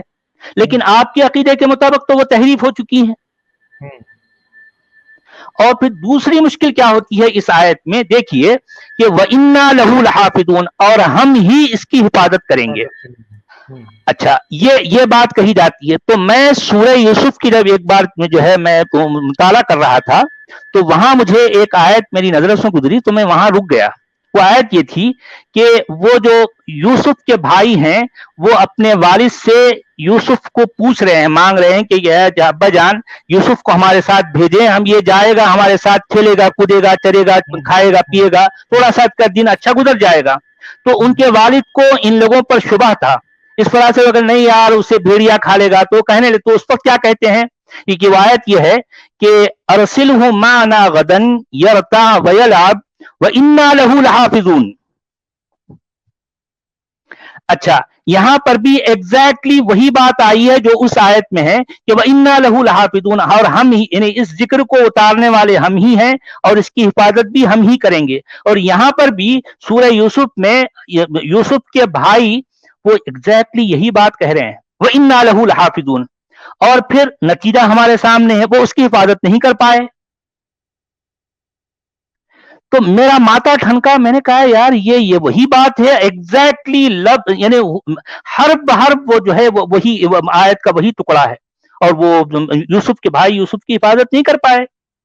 تو اس کا مطلب یہ نکلا کہ یہ جو دعویٰ ہے کہ قرآن کی حفاظت اللہ کر رہا ہے، خود قرآن کے اندر بھی اس کا ثبوت نہیں پایا جاتا.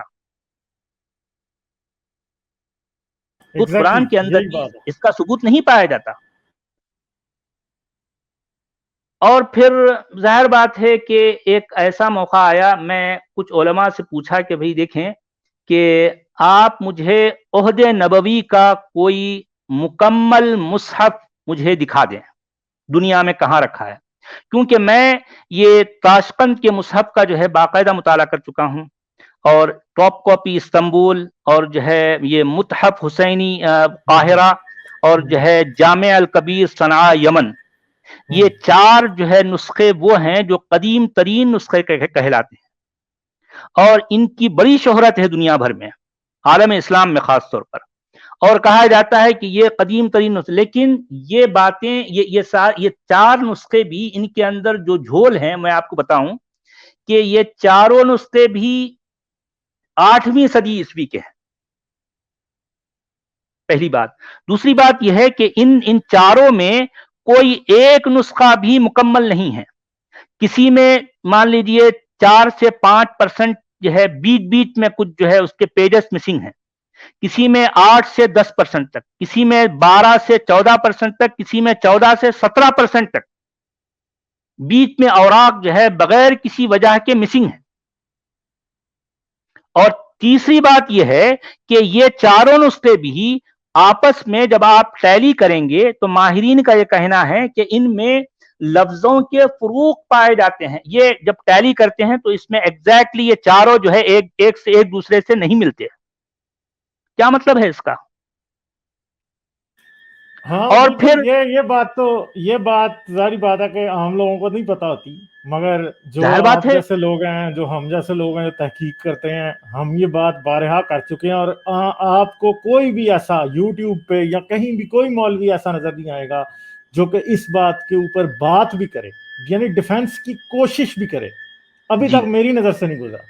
یقیناً کوئی نہیں کرتا, سمجھو کوئی نہیں کرتا. بلکہ ہمارے علماء تو آج تک اپنی وہی پرانی جو ہے وہ لانگڑی حجت لگاتے ہیں کہ بھئی قرآن کا ایک ایک حرف, ایک ایک لفظ, اس کا زبر, اس کا زیر, اس کا پیش ہو بہو ویسے کا ویسی چلا رہی ہے. مطلب وہ ان بیوقوفوں کو یہ پتہ ہی نہیں ہے کہ کیا کچھ ہے زمینی حقائق, ان کو پتہ ہی نہیں ہے. اور پھر آج سے لگ بھگ جو ہے یہ 4-5 سال پہلے کی بات ہے, تو جس وقت میرے علم میں یہ بات آئی کہ برمنگھم یونیورسٹی میں ایک نسخہ جو قرآن کا رکھا ہے اور جس کے بارے میں یہ دعویٰ کیا جاتا ہے کہ یہ عہد نبوی کا ہے, تو اس وقت جو ہے میرے اندر بڑی دلچسپی پیدا ہوئی کہ یار میں جو ہے اس کے بارے میں پتہ کروں اور پھر جو ہے کم سے کم اس بہانے میرا ایمان بچ جائے. میں واقعی اندر سے بڑا بے چین رہتا تھا اس بہانے کم سے کم, یعنی تو اس وقت جو ہے میں اس نسخے کی جو میں تحقیق شروع کیا, اس سے پہلے میں دل میں جو ہے یہ یقین یہ دعا کرتے ہوئے کہ یا اللہ کم سے کم میرا ایمان یہاں تو بچا لے تو. تو یہاں مجھے اس تحقیق کے دوران کم سے کم مجھے کوئی ایسا چمتکار, کوئی ایسا کرشمہ دکھا دے کہ جس کی بنیاد پر میں جو ہے میں جو اندر سے پگھل رہا ہوں وہ میں اندر سے بچ جاؤں, اپنے آپ کو سنبھال لوں. یہ اس نیت کے ساتھ جو ہے غالب صاحب میں اس راستے پر نکلا اور جو ہے میں برمنگھم یونیورسٹی کے جو ہے جو نسخہ ہے اس کی تحقیق میں لگ گیا. تو اب آپ دیکھیے کہ اس تحقیق کے بعد تو میرا جتنا بچا کچا تھا سب کچھ چلا گیا. وہ تحقیق کا مختصر جو ہے میں ایسے بیان کر دوں کہ دیکھیے کہ وہ برمنگھم کا نسخہ جسے قرآن کہا جاتا ہے, حالانکہ لوگوں کو پتا ہے کہ قرآن کا مطلب یہ شروع ہوتا ہے الحمد سے اور ختم ہوتا ہے الناس پر.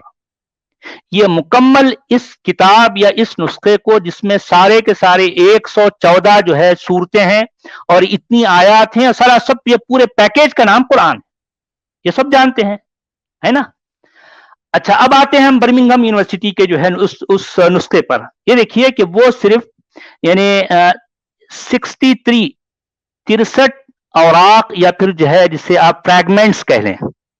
اچھا فریگمنٹ کیا ہوتا ہے کہ وہ کسی جانور کا چمڑا ہے جس پر اس زمانے میں جو ہے لکھنے والے لکھتے تھے. اچھا وہ دیکھیے کہ اس میں جتنا والیوم ہوتا ہے, جتنا حجم ہوتا ہے, وہ موجودہ کسی کتاب کے کسی ورق سے کم ہوتا ہے, کیونکہ آج کل جو پرنٹنگ کا زمانہ ہے آپ اس کو بڑا لکھ کر ریڈیوس کر بھی پرنٹ کر سکتے ہیں. وہ تو جتنا لکھا ہوگا, تو آپ یوں سمجھیے کہ وہ 63 جو فریگمنٹس ہیں موجودہ اگر اوراق سے اگر آپ اس کو کمپیئر کرتے ہیں تو یوں سمجھیے کہ 43 to 50 پیجز کہہ لیں آپ قرآن کے. اچھا وہ 63 فریگمنٹس میں کیا ہے؟ سورہ کہف کا آخری حصہ ہے, سورہ مریم پورا ہے, اور سورہ طٰہٰ کا ابتدائی اور درمیانی حصہ. یعنی یوں سمجھیے کہ اگر آپ اس کو موجودہ قرآن سے ٹیلی کرتے ہیں تو یہ لگ بھگ 3.5 سے 4% بنتا ہے صرف. اور اس میں وہ ذوالقرنین ہے, اور وہ جو ہے آخری کے جو ہے جو موسیٰ اور جو ہے وہ ان کے شاگرد وہ جو جاتے ہیں کسی جگہ کسی جو ہے وہ سمندر کے جو ہے راستے سے, وہاں کسی ان کو جو ہے وہ ایک شخص سے ملاقات ہوتی ہے, اور پھر وہ جو ہے وہ 3 باتیں, وہ جو ایک نوعمر بچے کو جو ہے قتل کر دیتے ہیں وہ, اور جو ہے وہ ایک کشتی کو سوراخ کر دیتے ہیں, اور ایک کسی جگہ ایک دیوار کھڑی کرتے ہیں, یہ ساری باتیں, اور ذوالقرنین کا جو ہے قصہ, یہ باتیں, اور اس کے بعد سورہ مریم پورا اور سورہ طٰہٰ تقریباً پورا سمجھ لیں. تو کیا یہی قرآن ہے؟ قرآن تو اگر ظاہر بات ہے. بلکہ اگر دیکھا جائے تو میں نے جو ہے ان صاحب سے یہ کہا کہ اگر یہ عہد نبوی کا نسخہ ہے تو ٹھیک ہے, اگر یہ ہے تو میں صرف اسی کو قرآن مانوں گا, اور پھر میں یہ بھی کہوں گا کہ اس کے علاوہ جو کچھ ہے وہ قرآن نہیں ہے. کیونکہ آپ کہتے ہیں کہ اگر یہ عہد نبوی کا ہے اور یہ صرف اتنا ہے تو اس کا مطلب اللہ نے صرف اسی کی حفاظت کی ہے, اس کے علاوہ جو کچھ ہے وہ قرآن کا حصہ نہیں. جی تھوڑا سا یہ بھی بتا دیں کہ جو برمنگھم والا قرآن ہے اس کا رسم الخط کون سا ہے؟ وہ رسم الخط رسول اللہ کے دور میں تھا یا نہیں تھا؟ کیا مسئلہ ہے؟ ہاں اب اس پہ ماہرین کا جو ہے یہ کہنا ہے کہ یہ جو نسخہ ہے یہ اس کی بھی ریڈیو کاربن ڈیٹنگ اس کی روشنائی اور جو ہے اس کے خط کی نہیں ہوئی. یہ جو ہے سمودی حجازی جو ہے جو مائل جسے کہتے ہیں سمودی مائل یعنی وہ کیا کہتے ہیں اس کو ٹلٹڈ جو ہے جو رسم الخط ہوتا ہے اس میں یہ ہے. ٹھیک ہے. اور یہ بھی کہا جاتا ہے کہ یہ رسول اللہ کے زمانے میں یہ خط نہیں تھا. ہاں رسول اللہ کے زمانے میں نہیں تھا. یہ بعد کا ہے, یہ کوفے ہی میں, یہ کوفک اسکرپٹ کا پروٹو اسکرپٹ ہے, یعنی اس سے پہلے کا ہے, یعنی کوفک بعد میں یہ چینج ہو کے کوفی بن گیا. ایگزیکٹلی کیونکہ اب یہ جو ماہرین کا یہ کہنا ہے اور پھر البتہ اس کے بارے میں یہ جو دعویٰ کیا جاتا ہے کہ یہ رسول اللہ کے زمانے کا ہے, یہ اس کا جو چرم ہے جس پیپر پر یا جس جو ہے چرم کے جو ہے جس چمڑے پر یہ لکھا ہے اس کے بارے میں کہا جاتا ہے کہ یہ جانور رسول اللہ کے زمانے میں زندہ تھا. تو اس کا یہ مطلب تو نہیں ہے کہ جو ہے یہ بھی بات ہوئی ہے کہ یہ رسول اللہ کے زمانے سے بھی 100 سال پہلے زندہ تھا. ہاں یہ بھی ہے کیونکہ ان کی پیدائش سے پہلے سے لگ بھگ جو ہے اور ان کی جو ہے وفات کے بعد کا بھی جو ہے یہ زمانہ اس میں آتا ہے, اس طرح سے ماہرین نے کہا. لیکن اس کی جو روشنائی ہے اور اس کا جو رسم الخط ہے کہ اس کے بارے میں تو یہ کہا جاتا ہے کہ رسول اللہ کے زمانے میں یہ رسم الخط تھا ہی نہیں. یہ بعد کا رسم الخط ہے, بعد کا ہے. بھی رسول اللہ کے وقت کا نہیں کہا جا سکتا. روشنائی کی کاربن ڈیٹنگ نہیں ہو سکتی. جی لیکن اگر for the sake of argument تھوڑی دیر کے لیے اگر میں یہ مان بھی لوں, ہاں بھائی چلو ٹھیک ہے آپ جو کچھ کہہ رہے ہو صحیح ہے, یہ رسول اللہ کے زمانے کا ہے, تو پھر بات پھر بھی وہیں آ جاتی ہے. تو اس کا مطلب یہی قرآن ہے. اگر اس کو قرآن مان لیا جائے تو اس میں کوئی اختلافی کوئی جھگڑے والی بات ہی نہیں ہے غالب صاحب. میں اس کو ماننے کے لیے تیار ہوں کہ اس میں نہ تو کوئی قتل و قتال ہے, نہ جھگڑے ہیں, نہ محمد ہے, نہ کچھ بھی نہیں ہے اس میں. یہ تو آپ نے صحیح حل نکالا ہے کہ اس 3% قرآن کو مان لو, یہ ٹھیک ہے. ہاں بھائی ٹھیک ہے, کیونکہ ابھی اس کے بعد کی جتنی باتیں ہیں وہ باتیں جو مدنی صورتیں کہلاتی ہیں, سارا جھگڑا سارا جنجال تو اسی میں ہے, مار دھاڑ قتل و قتال سب کچھ جو ہے. لیکن ان جو ہے اس نسخے میں جو برمنگھم یونیورسٹی کا کہلاتا اس میں تو ہے ہی نہیں. تو میں اس کو ماننے کے لیے تیار ہوں. اچھا, تو پھر برمنگھم کے قرآن نے جو ہے وہ آپ کا ایمان جو ہے اس کے اندر آخری کیل ٹھوک دی. ہاں ظاہر بات ہے, کیونکہ جتنا بچا کچھا تھا جو ہے میں جس نیت سے جس جو ہے نیک نیتی کے ساتھ کہ جو میں چاہتا تھا کہ اگر یہ جو ہے اس میں واقعی کوئی ایسا کرشمہ ہو جو مجھے بچا لے, لیکن کہاں نہ تو کرشمہ ہوتا ہے نہ کبھی ہوا ہے. اب وہ کون مجھے بچائے گا, یہ تو وہی ہونا تھا جو ہوا. تو پھر یہ آپ کو ریئلائزیشن جب آخر پہ آپ کو یہ بات پیوست ہو گئی کہ قرآن بھی سچ نہیں ہے, تو پھر کیا ہوا؟ اب ظاہر بات ہے میرا یعنی اس کے بعد جو ہے بہت سا وقت ایسا گزرا کہ میں کچھ سمجھ نہیں پاتا تھا یار کیا ہے جو ہے, یا تو میں اب آگے کیا کروں کیا نہ کروں. میں نے جتنا وقت جو ہے جو گزارا ہے وہ گویا کہ برباد ہو گیا. اور پھر جو ہے اچھا یہ اس کے ساتھ ساتھ میرے ساتھ جو مسائل ہوئے دراصل وہ بھی یعنی میری زندگی سے جڑے ہوئے جو باتیں ہیں جو ساری پیرالل چل رہی تھی. تو یہ دو باتیں جو ہے میرے ساتھ جو ہوتی رہی, میں اندر سے بڑا دکھی ہو گیا تھا. یعنی دیکھیں کہ یہ باتیں جب میرے علم میں آئی تو ہوا یہ کہ اس سے ذرا کچھ پہلے جب میں حدیث کے ذخیرے پر باقاعدہ جو ہے میں لکھتا تھا, اگرچہ کہ میں اپنے گھر پہ جو ہے یہ باتیں نہیں بتاتا تھا, لیکن اتفاق سے کسی وجہ سے جو ہے میری باتیں گھر تک پہنچ گئی, میری بہنوں میرے والد صاحب تک. تو وہ مجھے بلائے اور جو ہے ایک ہارڈ ایویڈنس کے طور پر جو ہے یار تم جو ہے یہ کام کر رہے ہو, تمہاری جو ہے گروپس ایسے ہیں, تمہارے ایسے لوگوں کے ساتھ تعلقات ہیں, تم منکر حدیث بن چکے ہو, تم جو ہے فلاں جو ہے اس طرح سے. لیکن ان کو یہ اندازہ نہیں تھا کہ میں اصل میں منکر قرآن بھی بن چکا ہوں. لیکن بظاہر تو ان کو اتنا ہی معلوم تھا کہ میں منکر حدیث ہوں. تو اب وہ ظاہر بات ہے اہل حدیث کے لیے حدیث کا ذخیرہ بڑی اہمیت رکھتا ہے. اب میرے گھر میں سارے وہی ہیں. اب وہ جو ہے تو اب وہ بڑا جو ہے گھر پہ بہت دھوم ہونے لگی, وہ ایسا اس طرح سے. اور پھر اس سے یہ باتیں معلوم ہونے سے کچھ ہی دن پہلے میں نمازوں کو لے کر جو ہے میرا سارا ایمان جا چکا تھا. میں سمجھ چکا تھا کہ نمازیں کیا ہے, روزہ کیا ہے, اس طرح سے. اب ظاہر بات ہے میرے گھر میں میری بیٹی کی شادی کے بعد میرا ایک بیٹا رہتا تھا اور جو ہے میری وائف ہے, اور میری وائف کٹر جو ہے اہل حدیث ہے, میرا بیٹا اور بیٹی وغیرہ سبھی لوگ, اور گھر پہ جو ہے وہ تہجد گزار ہیں, وہ جو ہے ہفتے کے 3 روزے بھی رہتی ہیں. اس طرح سے یہ سلسلہ چل رہا ہے.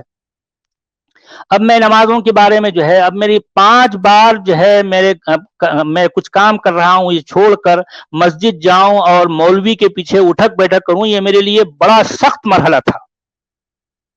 تو مگر بہرحال مجھے نبھانا تھا. تو میں نے ایک بار, کیونکہ کئی بار ایسا ہوتا تھا اذانیں ہوتی تھی, میں مسجد جا نہیں پاتا, تو جو ہے ہر بار میری وائف مجھ سے جھگڑا کرتی.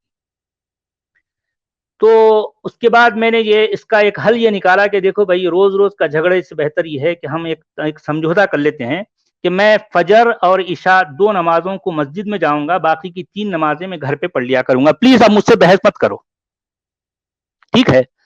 تو بہرحال جو ہے انہوں نے بادل خواستہ یہ بات مان تو لی, لیکن اب وہ باقاعدہ مجھ پر ایک جاسوسی نظر رکھتی. اب میں بیٹھا ہوا ہوں اپنے کمپیوٹر پر, کچھ میں پڑھ رہا ہوں, کچھ اس طرح سے کچھ دیکھ رہا ہوں, تو جو ہے وہ تھوڑی دیر کو آتی اور دیکھتی کہ جو ہے یہ میں وضو کے لیے اٹھا نہیں اٹھا, ظہر کا وقت ختم ہو گیا اور میں جو ہے عصر کا وقت شروع ہو گیا. تو اگر میں نماز پڑھ بھی رہا ہوں تو میں ظہر اور عصر دونوں ملا کے پڑھتا ہوں یا نہیں پڑھتا ہوں, یہ ساری اتنی باریکی کے ساتھ جو ہے مجھ پر نظر رکھی جانے لگی. یہاں تک کہ ایسا موقع آیا کہ میں عشاء کی نماز یا فجر کی نماز کے لیے گھر سے تو نکل جاتا تھا, لیکن میں مسجد نہیں جاتا تھا, کیونکہ میں سمجھ گیا تھا کہ یہ سارا کیا دھندا ہے. تو یہاں تک کہ میری وائف جو ہے مسلسل میرے پیچھے میرے بیٹے کو لگا دیتی بطور جاسوس. میں 2-3 دفعہ رنگے ہاتھوں پکڑا گیا کہ میں گھر سے تو نکل جاتا تھا نماز کے لیے بول کے, لیکن جو ہے وہاں جانے کے بعد میں کہیں اور کھڑا ہوں, میرا بیٹا پیچھے سے آ کر کہنے لگا, ابو آپ یہاں کیا کر رہے ہیں؟ اب میں سٹپٹا جاتا اور میں پریشان, یعنی ذہنی طور پر بڑا الجھا ہوا. اس کے بعد آ گیا رمضان. تو رمضان میں جو ہے 2 دفعہ اتفاق سے میں جو ہے دن روزے کی حالت میں پانی پیتا ہوا پکڑا گیا. اب وہ مئی کا مہینہ ہے, روزہ ہے, باہر گیا کسی کام سے, اور جو ہے وہ میں چھپ کر جو ہے آ کر پیاس لگ رہی تو میں نے پانی پی لیا, اور میری نظر اور اس پر نظر پڑ گئی میری وائف کی. اور وہ جیسے کہ جو ہے خدائی فوجدار بن کر جو ہے, آپ جانتے ہیں کہ اہل حدیث جو ہے ان معاملات میں بڑے کٹر ہوتے ہیں, بڑے کٹر. اور وہ اس کا وہ رنگ میری وائف کا میں نے جب دیکھا تو واقعی میں جو ہے ایک بچے کی طرح, میں ایک جیسے کہ جو ہے وہ یعنی اپنے آپ کو بچا رہا ہوں, چھپا رہا ہوں.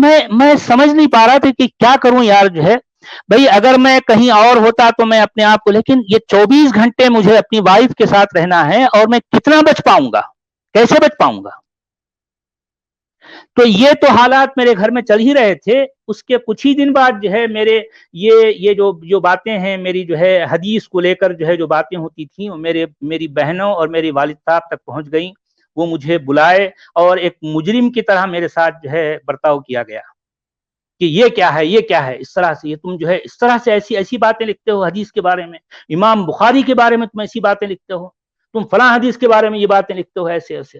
میں نے کہا دیکھیے ابا, میں نے یہ ساری باتیں جس پلیٹ فارم پر جن لوگوں کے ساتھ لکھی ہیں, اگر آپ لوگوں میں سے کسی کو بھی میری ان باتوں پر کوئی علمی اعتراض ہے تو برائے مہربانی آپ اسی پلیٹ فارم پر آئیے, میں آپ کو ان باتوں کا وہیں پر جواب دوں گا.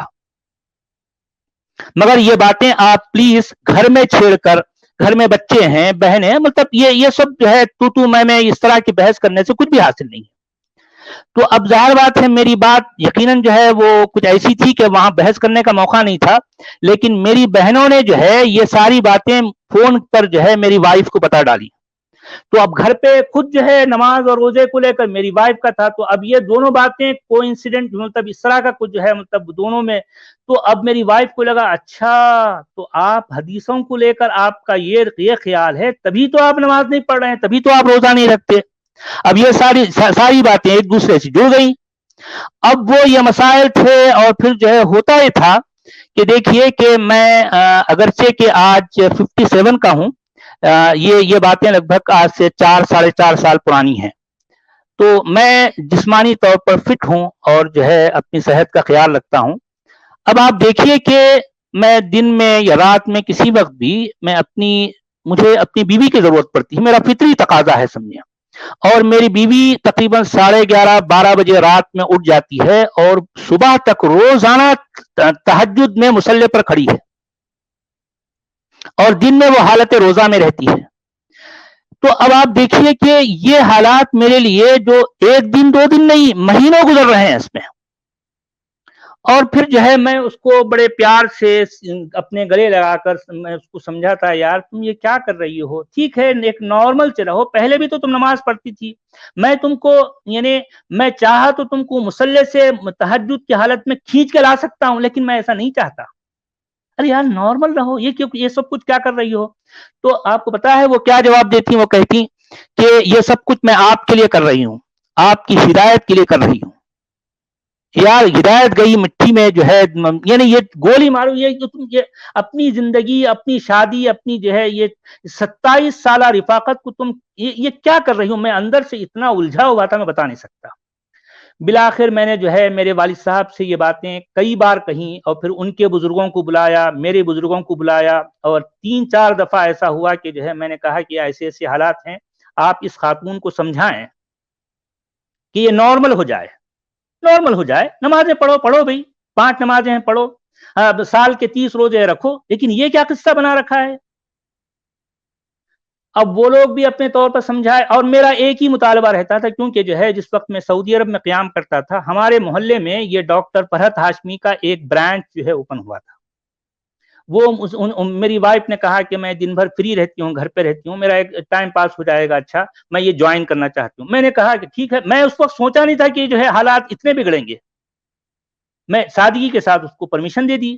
اب وہ محلے میں ہی ہیں، وہ جو ہے واکنگ ڈسٹینس پہ جو ہے جاتی ہے ایسا ایسا، لیکن وہاں پر اس کی برین واش ایسے طریقے سے ہوئی کہ میں جب سعودی عرب سے آ گیا ایگزٹ واپس، تو ایک ایک چیز پر جو ہے وہ اتنی سنجیدگی کے ساتھ جو ہے میرے یعنی چراغ لے کر وہ میگنیفائنگ گلاس سے ایک ایک چیز میری ایک ایک عمل پر جو ہے وہ نظر رکھ رہی ہے،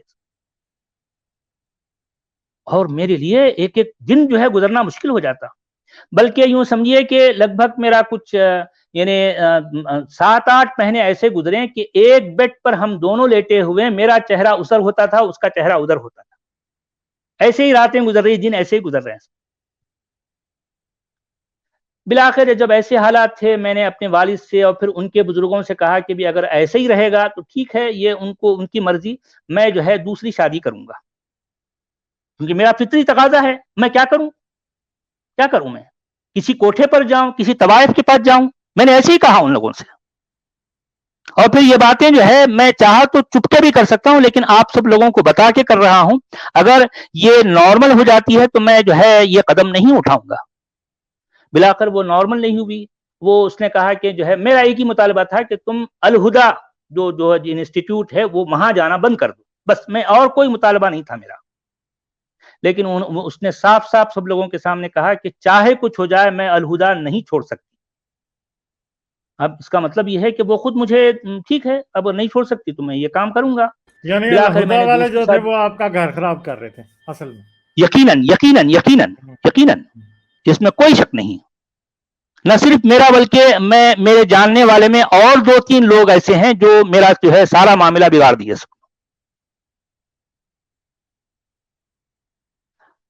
اچھا اب دیکھیے کہ یہ تو حالات تھے ہی. میرا ایک چھوٹا بھائی رہتا ہے کینیڈا میں، وہ بھی میرے تمام حالات سے بہت عرصے سے واقف تھا، اور وہ بالآخر اس نے فیصلہ کیا، اور پھر جو ہے اس نے یعنی برملا کہہ دیا کہ میں اسلام، قرآن، رسول یا اللہ وغیرہ کو نہیں مانتا. میں ان سب چیزوں سے جو ہے ان سب باتوں سے دستبردار ہوتا ہوں. اب یہ ایک بجلی تو خیر گری ہی تھی، یعنی میرے گھر پہ میری وجہ سے ایک دوسری بجلی گر گئی. میں بھائیوں میں سب سے بڑا ہوں اور وہ بھائیوں میں سب سے چھوٹا ہے. اس نے دنیا دیکھی ہے، دنیا کے کئی جگہ پر جو ہے وہ رہا ہے، اس نے سب کچھ. تو بالآخر وہ اپنی جو ہے اپنے مشاہدے اور مطالعے کے بعد جو ہے اس نے یہ بات کہی. تو میری تمام اب ظاہر بات ہے کہ میرے گھر میں میری وائف اور میرے درمیان میں ایک طرح کی درار ڈالنے میں یعنی میری بہنوں کا بڑا ہاتھ ہے. اور پھر جب میرا چھوٹے بھائی نے جو ہے یہ اس طرح کی بات کی تو اب وہ اس کو بہت کچھ سمجھانے لگے لیکن وہ ماننے کے لیے تیار نہیں تھا. تو بالآخر وہ اس کے اور اس کی وائف کے درمیان میں جو ہے دراڑ ڈالنے کے درپے ہو گئے. اب وہ اس بیچارے کے 3 چھوٹے چھوٹے معصوم بچے ہیں, ایک 8 سال کا ہے, ایک 10 سال کا ہے, ایک 6 سال کی بیٹی ہے. ہاں, اور وہ باقاعدہ ایک ایسے ملک میں رہتا ہے, وہاں کا شہری ہے وہ, اور پھر یہ لوگ اس کے پیچھے پڑ گئے اور ان کا صاف صاف کہنا تھا کہ اب تمہارا شوہر تمہارے لیے اجنبی ہے اور اجنبی کے ساتھ تم وقت گزارنے کا مطلب یہ ہے کہ تم اس کے ساتھ زنا کر رہی ہو. صاف صاف گویا کہ تم زنا کر رہی ہو. اب وہ بیچاری پریشان, ارے یار اب وہ کیا کرے. وہ بلاخر یوں سمجھیے کہ وہ خاتون پڑھی لکھی ہے اور میرا بھائی بھی جو ہے وہ لوگ آپس کی جو ہے کچھ سمجھوتے سے, اور چونکہ اس معاملے میں دخل نہیں دے سکتا تھا اس لیے میں تو دور ہی رہا. وہ بلاخر وہ میاں بیوی جو ہے آپس میں اس کا فیصلہ کیے اور پھر جو ہے انہوں نے کہا کہ بھئی کسی بھی بہن کو خاص طور پر ان کے ازدواجی معاملات میں دخل دینے کا کسی کو حق نہیں. یعنی صرف یہی نہیں ہے کہ عورتوں کی زندگی جو یہ مردوں کی زندگی اور فیملی سسٹم تباہ کر دیتے ہیں اگر کوئی اسلام چھوڑ دے. یقیناً اب دیکھیے میرے گھر میں خود میری اپنی زندگی اور میرے چھوٹے بھائی کی زندگی, اب میں کسی اور کی مثال کیوں دوں. میرے گھر میں خود اس طرح کے حالات ہیں نا, میرے گھر میں خود اس طرح کے حالات ہیں. ابھی دیکھیے کہ 2 مہینے پہلے کی بات ہے, میرا ایک اور بھائی جو مجھ سے پچھلے 4 سال سے مجھ سے دور تھا لیکن بہت سی باتوں کا جب اس کو اندازہ ہوا تو جو ہے وہ آج سے 6 مہینے پہلے میرے گھر آیا اور روتا ہوا اور جو ہے میرے سینے سے لگ گیا. میرے بعد والا بھائی ہے, میرے سینے سے لگ کر وہ کہنے لگا کہ بھائی میاں میں جو ہے بہت آپ کے ساتھ ناانصافی کیا اور جو ہے میں بہت آپ کو غلط سمجھتا تھا, لیکن کئی باتیں ایسی ہیں جو میں واقعی جو ہے آپ کی زندگی میں جو ہے, ٹھیک ہے آپ کا عقیدہ آپ کی سوچ آپ کے ساتھ, میری سوچ میرا عقیدہ میرے ساتھ, لیکن آپ میرے بھائی ہیں, میرا خون ہے, میں آپ کے ساتھ لا تعلق نہیں ہو سکتا. یہ کہتا ہوا روتا ہوا میرے سینے سے لگ گیا اور میں بھی بہت رویا اس کو مل کر. اور بہرحال وہ آج بھی آتا ہے مجھ سے ملتا ہے میرے بیٹے سے. آج میرا ایک بیٹا ہے میری سیکنڈ وائف کے ساتھ 3 سال کا. میں اپنی زندگی میں بہت خوش ہوں. تو اب وہ 2 مہینے پہلے اس کی چھوٹی بیٹی کی شادی تھی تو اس نے جو ہے مجھے رقعہ دیا, دعوت نامہ دیا, تو میں جانے کا پلان ہی کر رہا تھا لیکن میری تمام بہنیں, میری وائف, میرے بچے اور میرے تمام بھانجے بھانجیاں وغیرہ جو ہے سب لوگوں نے ایک محاذ بنا کر کہ چاہے کچھ ہو جائے میں اس شادی میں شریک نہیں رہنا. تو اس طرح کی مہم چلائی. جب مجھے اس بات کا اندازہ ہوا تو میں نے اپنے بھائی سے کہا کہ میں اس شادی میں شریک نہیں ہوں گا کیونکہ میری وجہ سے میں نہیں چاہتا کہ کوئی بدمزگی ہو.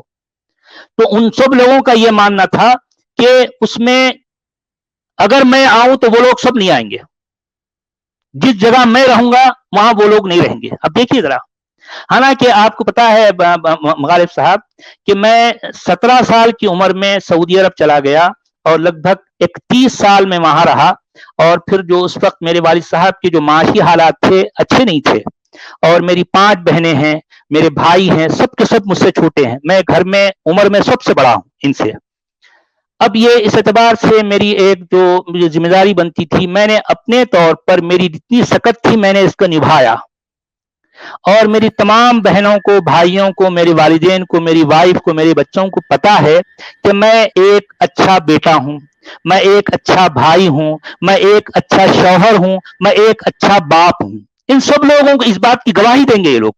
اس کے باوجود اب دیکھیے کہ میں نے جب اپنے والد سے, اپنے وائف سے, اپنے بچوں سے ایک ایسا موقع آیا, میں نے پوچھا کہ بھئی آپ سب لوگ جانتے ہیں کہ میں جیسا ہوں, ٹھیک ہے میں ایک برا مذہبی ہوں گا لیکن ایک اچھا انسان ہوں, آپ لوگ جانتے ہیں, آپ لوگ خود گواہی دیتے ہیں. بھئی میرا جرم کیا ہے, میرا قصور کیا ہے, کہ کیا میں نے کسی کا دھوکہ دیا ہے, کسی کا مال کھایا ہے, کہیں چوری کی, کہیں ڈاکہ ڈالا, کسی کا گالی گلوچ کیا, کسی کا قتل مرڈر کیا, میں نے کیا کیا, میرا جرم کیا ہے؟ تو یہ سب لوگ ایک ساتھ کہنے لگے کہ آپ یہ سب کچھ کر لیتے تو کچھ نہیں تھا, لیکن آپ نے جو کیا ہے وہ اس سے بھی زیادہ سنگین جرم ہے. اب آپ دیکھیے यानी आप मैंने कहा डाके डालते, आप जनाकार होते, आप कुछ मैं भी जो है होते, मैं कत्ल कर देता तो कुछ नहीं था, कुछ भी नहीं था। ये मगर साफ आपने साफ इन लोगों का इस्लाम छोड़ कहना। दिया, ये सबसे बड़ा जुर्म है। यानी हाँ, एक मुसलमान चाहे जानी है, डाकू है, लुटेरा है, चाहे वो वो रेपिस्ट है, वो जो सब कुछ भी है चलेगा, वो कबूल है, वो, वो वो सब सब चलेगा। चलेगा, वो सब चलेगा। हम्म, लेकिन ये नहीं चलेगा कि जो है, अब मेरी नजर में ये एक अरब आइडियोलॉजी है, अरबों का मजहब है, जो हम पर थोपा गया। यानी ये उस वक्त थोपा गया जिस वक्त हम कुछ नहीं जानते थे, लेकिन जब जाने हम पहचानने और समझने के लायक हुए, हमने इसकी जो है बाकायदा जांचा परखा, तो जाहिर बात है इसको हम कबूल नहीं कर सकते। अच्छा गालिब साहब, एक ऐसा मौका आया कि देखिए मेरे वालिद साहब इंतहाई शरीफ और बहुत ही अच्छे इंसान हैं, यकीनन आज वो 82 ईयर्स के हैं। एक ऐसा मौका आया कि जो है मैंने कहा कि अब्बा आप एक ऐसे शख्स को अपना सब कुछ दे देते हो, उस पर अपना सब कुछ कुर्बान कर देते हो, जिसको ना आप जानते हैं, ना देखे हैं, ना भाले हैं, ना जांचे हैं, ना परखे हैं। पता नहीं 1400-1500 साल पहले कोई शख्स अरब के किसी इलाके में आया था, क्या किया, कुछ नहीं जानते हम, सिर्फ सुनी सुनाई बातें हैं ना। मैंने कहा अगर नबी या रसूल की बात होती तो मैं आपको अपना नबी मानने के लिए तैयार हूं। क्यों? इसलिए कि मैंने 50 साल आपको जांचा है, देखा है, परखा है। आप एक इंतहाई सच्चे आदमी हो, अच्छे आदमी हो, मैं आपको नबी मानने के लिए तैयार हूं। लेकिन मैं एक ऐसे शख्स को अपना सब कुछ कैसे दे दूं, आकर क्यों दे दूं, जो ना मेरी जबान का जानता है, जो ना मेरी मिट्टी से है, ना मेरे जमाने से है, ना मेरे इलाके से है, कुछ भी नहीं है। मैं उसको अपना सब कुछ कैसे निछावर कर दूं, क्यों? कोई जवाब नहीं एग्जैक्टली है इनके यही पास। बात है। मगर इतना कुछ आपने खो दिया सिर्फ एक सच की बात करने के लिए। यानी आपने जो जी नाम रखा है यकीनन। सच वाला, यानी सच के पीछे आपने कितनी जी तकलीफ उठाई है। तो जी मगर एक बात मुझे बताएं कि फर्ज करें आपकी जिंदगी में आपको कुछ मुख्तलिफ करने का मौका मिले, मैं ये समझता हूं कि आप किसी को राजी करने के लिए सच बोलना बंद नहीं करेंगे, आप झूठ का साथ नहीं दे सकते, इसीलिए आपने इतनी नहीं, मैं तकलीफ नहीं दे उठाई। सकता, मैं दे ही नहीं सकता। यानी क्योंकि मैं इस रास्ते पे चलता हुआ, इस चीज के खातिर मैंने जो कुछ खो दिया। अब आप देखिए कि जो है मैं, अब वैसे मैं कभी कभी अपने वालिद साहब से मिलने चला जाता हूं, और फिर वो हर बार जो है ये सारा पेंडोरा बॉक्स खोलते हैं, वो छेड़ना चाहते हैं। मैं कहता हूं कि अब्बा आप ये बातें ना कीजिए, क्योंकि आपको दुख होगा। तो ये बातें मत कीजिए, आप कहने के लिए बहुत सी बातें हैं, मैं आया हूं आपसे मिलने के लिए, कुछ और बातें कीजिए। लेकिन जब भी जाता हूं वो वही यही बातें छेड़ते हैं, जिससे उनको भी दुख होता है। अब मैं चुप रहूं तो मुश्किल, कुछ बोलूं तो मुश्किल। अब देखिए कि आज से 1.5 साल पहले मेरा अपना बेटा, जो इस वक्त 25 साल का है, और जो है वो जिसको मैंने मैकेनिकल इंजीनियर बनाया, और किस चाव से उसको पाला, उसकी एक एक आरजू, उसके एक एक अरमान पूरे किए, क्योंकि मेरा एक अकलूता बेटा है। देखिए कि वो 1.5 साल पहले उसने शादी की, और इसका पता इस शादी के 1 हफ्ते के बाद मुझे किसी अनजान आदमी से हो रहा है, जो कि आज भी ये लोग मेरे ही मोहल्ले में रहते हैं। लेकिन मेरी वाइफ ने बाकायदा ये मुहिम चलाई कि चाहे कुछ हो जाए, इस बात का पता मुझे नहीं चलना चाहिए। और तो और जरा सोचिए कि वो सियाहनामा जो होता है ना, निकाहनामा जिसे कहते हैं, तो उसका उसमें एक वल्दियत का कॉलम होता है, वो कॉलम खाली है, उसमें मेरा नाम तक नहीं लिखा गया। अब आप जरा सोचिए, ये सोचिए भाई, मेरा जुर्म सिर्फ ये है कि मैंने अरबों के मजहब को मानने से इनकार कर दिया, यही ना? और क्या है बताइए, और क्या जुर्म है मेरा, जो कि मुझ पर थोपा गया था, मुझ पर लादा गया था उस वक्त जबकि मैं कुछ नहीं जानता था। आज मैं जान चुका हूं, तो जाहिर बात है मैं उसको मान नहीं सकता। ये एक इंतहाई घनावना सियासी अरबी माफिया है, माफिया है, एग्जैक्टली, जिसमें माफिया एंट्री कैसे तो है सकते, लेकिन एग्जिट बिल्कुल नहीं है। एग्जिट कोई नहीं, एग्जिट, एग्जिट नहीं है। एग्जिट ये नहीं है। अगर आप, ये अगर आप यही क्रॉस द बॉर्डर पाकिस्तान में होते तो कोई आपको गोली मार देता। लेकिन यकीनन, शुक्र है कि आप यकीनन। हिंदुस्तान में। बल्कि मैं हिंदुस्तान में भी जो है मैं उतना महफूज नहीं हूं। ہاں ایگزیکٹلی نہیں ہے. آپ سمجھ سکتے ہیں. ٹھیک ہے پاکستان سے ذرا بہتر ہیں حالات, صحیح بات ہے, لیکن یہاں بھی ہے, ہر جگہ گھومتے پھرتے ہیں. مجھے چھپ کر رہنا پڑتا ہے, میں اپنا چہرہ نہیں دکھا سکتا. بھئی دیکھیے کہ چھپ کے رہنا, چہرہ نہیں دکھانا, یہ کس کے لیے؟ ایک امن پسند ہونے کا دعویٰ کرنے والے دین کے بارے میں ہے. ذرا سوچیں, ذرا سوچیں. بھئی میں یہ کہتا ہوں, یہی تو امن پسندی ہے نا, کہ دیکھیے کہ قرآن کے بارے میں, قرآن کے بارے میں یہ کہا جاتا ہے کہ یہ دنیا کی امن پسند ترین کتاب ہے. اب دیکھیے کہ اس کتاب میں قتل و قتال کو 170 دفعہ دہرایا گیا ہے. قتل و قتال کے مشتقات کو 170 دفعہ. اچھا میں ایک بات یہ بھی کہوں کہ ان 170 دفعہ جو دہرایا گیا ہے, اس میں لگ بھگ 23 سے 24 بار تو باقاعدہ حکم آتا ہے, آرڈر ہے. اقتلوا قاتلوا کتب علیکم القتال, یہ کہا گیا ہے کہ تم پر قتال, تم پر جنگ جو ہے لکھی گئی ہے, فرض کی گئی ہے. کس کے ساتھ؟ اب دیکھیے, قاتلوہم حتی لا تکون فتنۃ ویکون الدین کلہ للہ, اور یہ مضمون قرآن میں کم سے کم 3 جگہوں پر آیا ہے. اچھا اب دیکھیے کہ فتنہ کیا ہے. اب فتنہ کیا ہے, یہ علماء اس بارے میں بڑا اختلاف ہے ان کا. وہ کہیں گے یار یہ ایسا ہے ایسا ہے, لیکن دیکھیے کہ شرک اور کفر ان کے نزدیک فتنہ ہے نا. اچھا زمین پر جہاں جہاں جب تک کفر اور شرک رہے گا, اس کا مطلب یہ فتنہ ہے, اور فتنے کو مٹانے کے لیے یہ حالت جنگ میں رہیں گے.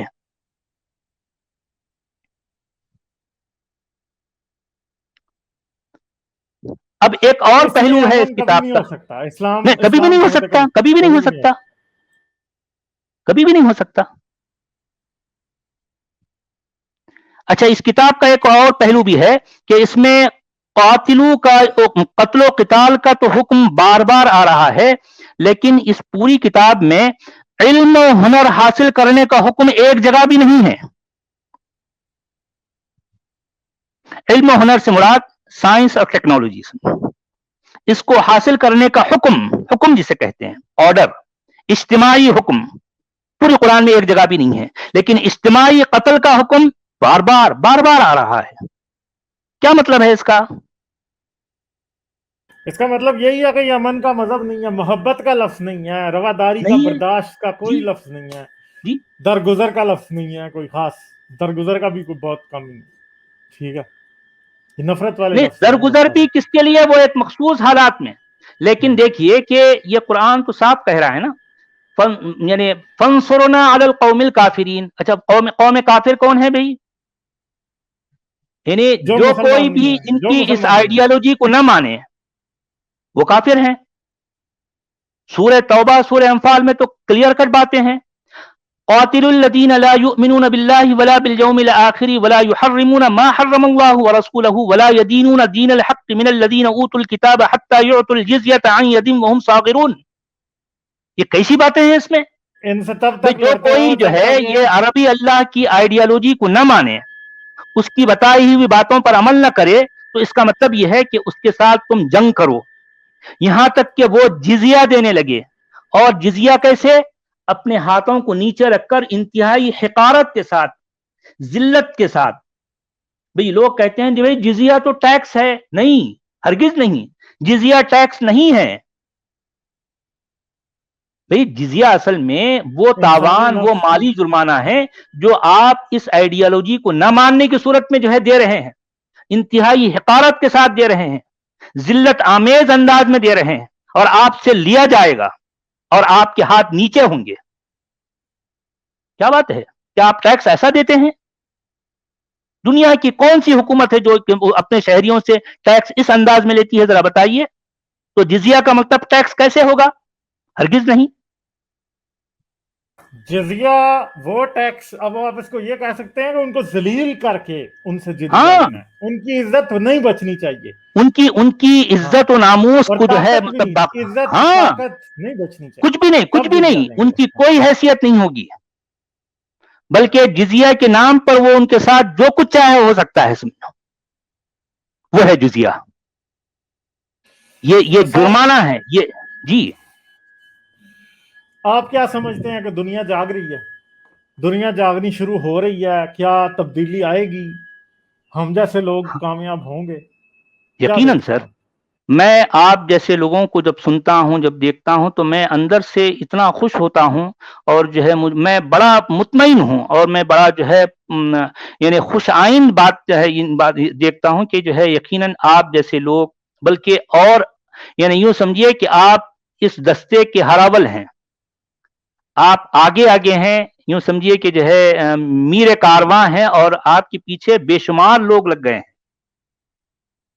اور یعنی یا یہ انڈیا میں آپ کو فرق آتا نظر آ رہا ہے کہ انڈیا کا مسلمان جاگے گا، اسے سمجھ آئے گی کہ اسلام جھوٹ ہے، بدلیں گے بچے، نوجوان، بوڑھے؟ ہاں ہاں ہو تو رہا ہے، لیکن میں اتنی تیزی کے ساتھ تو نہیں دیکھ رہا ہوں، لیکن فرق تو پڑ رہا ہے، فرق پڑ رہا ہے، اور یقیناً فرق پڑا ہے. بلکہ میں ان لوگوں آج بھی عرب دنیا سے جڑا ہوا ہوں، اور عربوں میں جو ہے وہاں کے نوجوانوں میں میں عرب سے آنے کے بعد آج بھی وہ بہت سے ایسے چینلز ہیں جن کو میں باقاعدہ دیکھتا ہوں، سنتا ہوں، میں وہاں بڑی تبدیلی محسوس کر رہا ہوں. عرب میں سعودی عرب ہے، یو اے ای ہے، مصر ہے، سیریا ہے، عراق ہے، وہاں کئی ایسے نوجوان ہیں جو ان کی سوچ بدل رہی ہے. بہتوں نے چھوڑ دیا ہے. بہت سے لوگ ایسے ایسے سوال کرتے ہیں جن کا جواب علماء کے پاس نہیں ہوتا، اور ظاہر بات ہے اب آپ سوچیں کہ اگر جواب نہ ہو تو بلا کر ہوگا کیا؟ یہی ہوگا کہ لوگ چھوڑیں گے. نوجوان. ہاں نوجوان اگر سوال کریں اور ان کو جواب ان کے لیول کا اطمینان بخش اگر جواب نہ ملے تو وہ چھوڑ دیں گے، سیدھی سی بات ہے. پر سر ایک بات ہے کہ آپ کیا سمجھتے ہیں کہ یہ جو نئے لوگ ہیں، ہم جو اس مذہب کو چھوڑ کے اس دلدل سے نکل کے سامنے آتے ہیں، انہیں اپنی حفاظت کیسے کرنی ہے؟ کیونکہ پاکستان میں تو حالات بہت برے ہیں، مگر انڈیا میں بھی کوئی اچھے نہیں ہیں. بحث مباحثہ اس سے بچنا چاہیے یا کس طرح کرنا چاہیے؟ کوئی مشورہ آپ کے پاس ان لوگوں کے لیے؟ ہاں، بحث مباحثہ تو ہر کسی سے نہیں کر سکتے، اور کرنا بھی نہیں چاہیے، اور یہ اس کا کچھ بھی حاصل نہیں ہے. البتہ یہ ہے کہ اگر وہ کر سکتے ہیں تو اپنی آئیڈینٹی کو چھپا کر یہ سچائی کو پھیلانا، یا خاص طور پر جو ہے میرا جو مقصد ہوتا ہے، اب میں کچھ عرصے سے جو کام کر رہا ہوں، وہ اس میں جو ہے میرا جو مشن ہے وہ یہ کہ یہ جو عقیدت ہے، یعنی خاص طور پر قرآن کو لے کر جو عقیدت پائی جاتی ہے، یہ کسی نہ کسی طرح سے مدھم کی جائے.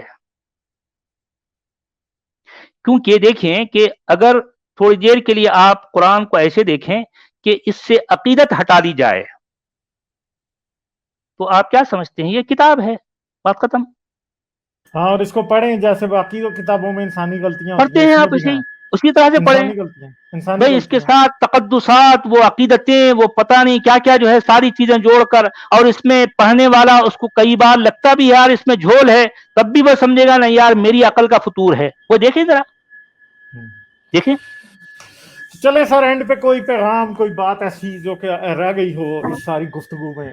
آپ کے ساتھ بڑی ہاں، اچھی وقت تو گفتگو ہوئی کافی اور ہو گیا، پتہ نہیں چلا اتنا وقت ہو گیا. بالکل، میں نے ویسے آپ کو جو پہلے ہی ہے کہا تھا کہ 1.5 گھنٹہ گزرنے کا پتہ نہیں چلے گا. ٹھیک ہے. جی جی. اچھا جی. ہاں، بس میں یہی کہوں گا سب سے کہ بھئی دیکھیں کہ آپ جن عقیدوں کو، میں سب سننے والوں سے میری یہ گزارش ہے، اور یہ باتیں جہاں تک بھی پہنچے ان سے میں یہی گزارش کروں گا کہ بھی دیکھیں کہ آپ اپنے عقیدوں کو پرکھیں، پرکھنے کے بعد آپ اس پر عمل کریں. یہ نہیں کہ آپ کے استاد، آپ کے مولوی صاحب، آپ کے ملا جی نے جو کچھ کہہ دیا اس کو آپ نے مان لیا. نہیں، ایسا نہیں ہونا چاہیے. کہ دیکھیں کہ آپ بازار جاتے ہیں، ایک 10 روپے کا سودا کرتے ہیں تو وہ کچھ خریدنے سے پہلے آپ 10 بار اس کو کنگھالتے ہیں نا. تو یہ پوری زندگی کا سودا ہے. آپ کے دل و دماغ، آپ کی ہر چیز کا جب سودا کرتے ہیں تو وہاں آپ کی آنکھیں بند ہوتی ہیں، اور آپ ایک انجان آدمی پر پوری طرح سے اعتماد کیے ہو جسے مولوی کہا جاتا ہے. یہ تو ظلم ہے، ظلم ہے. میں نے اپنی آنکھوں سے دیکھا ہے کہ مسجد میں ایک مولوی صاحب ممبر پر کھڑے ہیں یا بیٹھے ہیں، وہ پتہ نہیں اوٹ پٹانگ ساری باتیں کہہ رہے ہیں، اور نیچے بیٹھنے والے سر جھکائے، اس میں پروفیسر بھی ہیں، لیکچرر بھی ہیں، انجینئر بھی ہے، ڈاکٹر بھی ہیں. سب کے سب گردن جھکائے سن رہے ہیں اس کی باتیں. یہ تو ظلم ہے, یہ ظلم ہے. بالکل سر یہ ظلم ہے, اور آپ کی آواز جو ہے وہ بہت معنی رکھتی ہے, اور جو آپ نے ساری اپنی سٹوری سنائی, مجھے پتا ہے اس سے بہت سے لوگ سیکھیں گے, اور یقین کریں یہ اسلامی رجت پسندی جو ہے وہ بہت سے گھروں کو توڑنے کی وجہ ہے, اور آپ اس فیز سے گزرے ہیں. آپ کا گھر نہیں خراب کر رہا, صرف آپ کے بھائی کا گھر خراب کرنے کی کوشش ہے.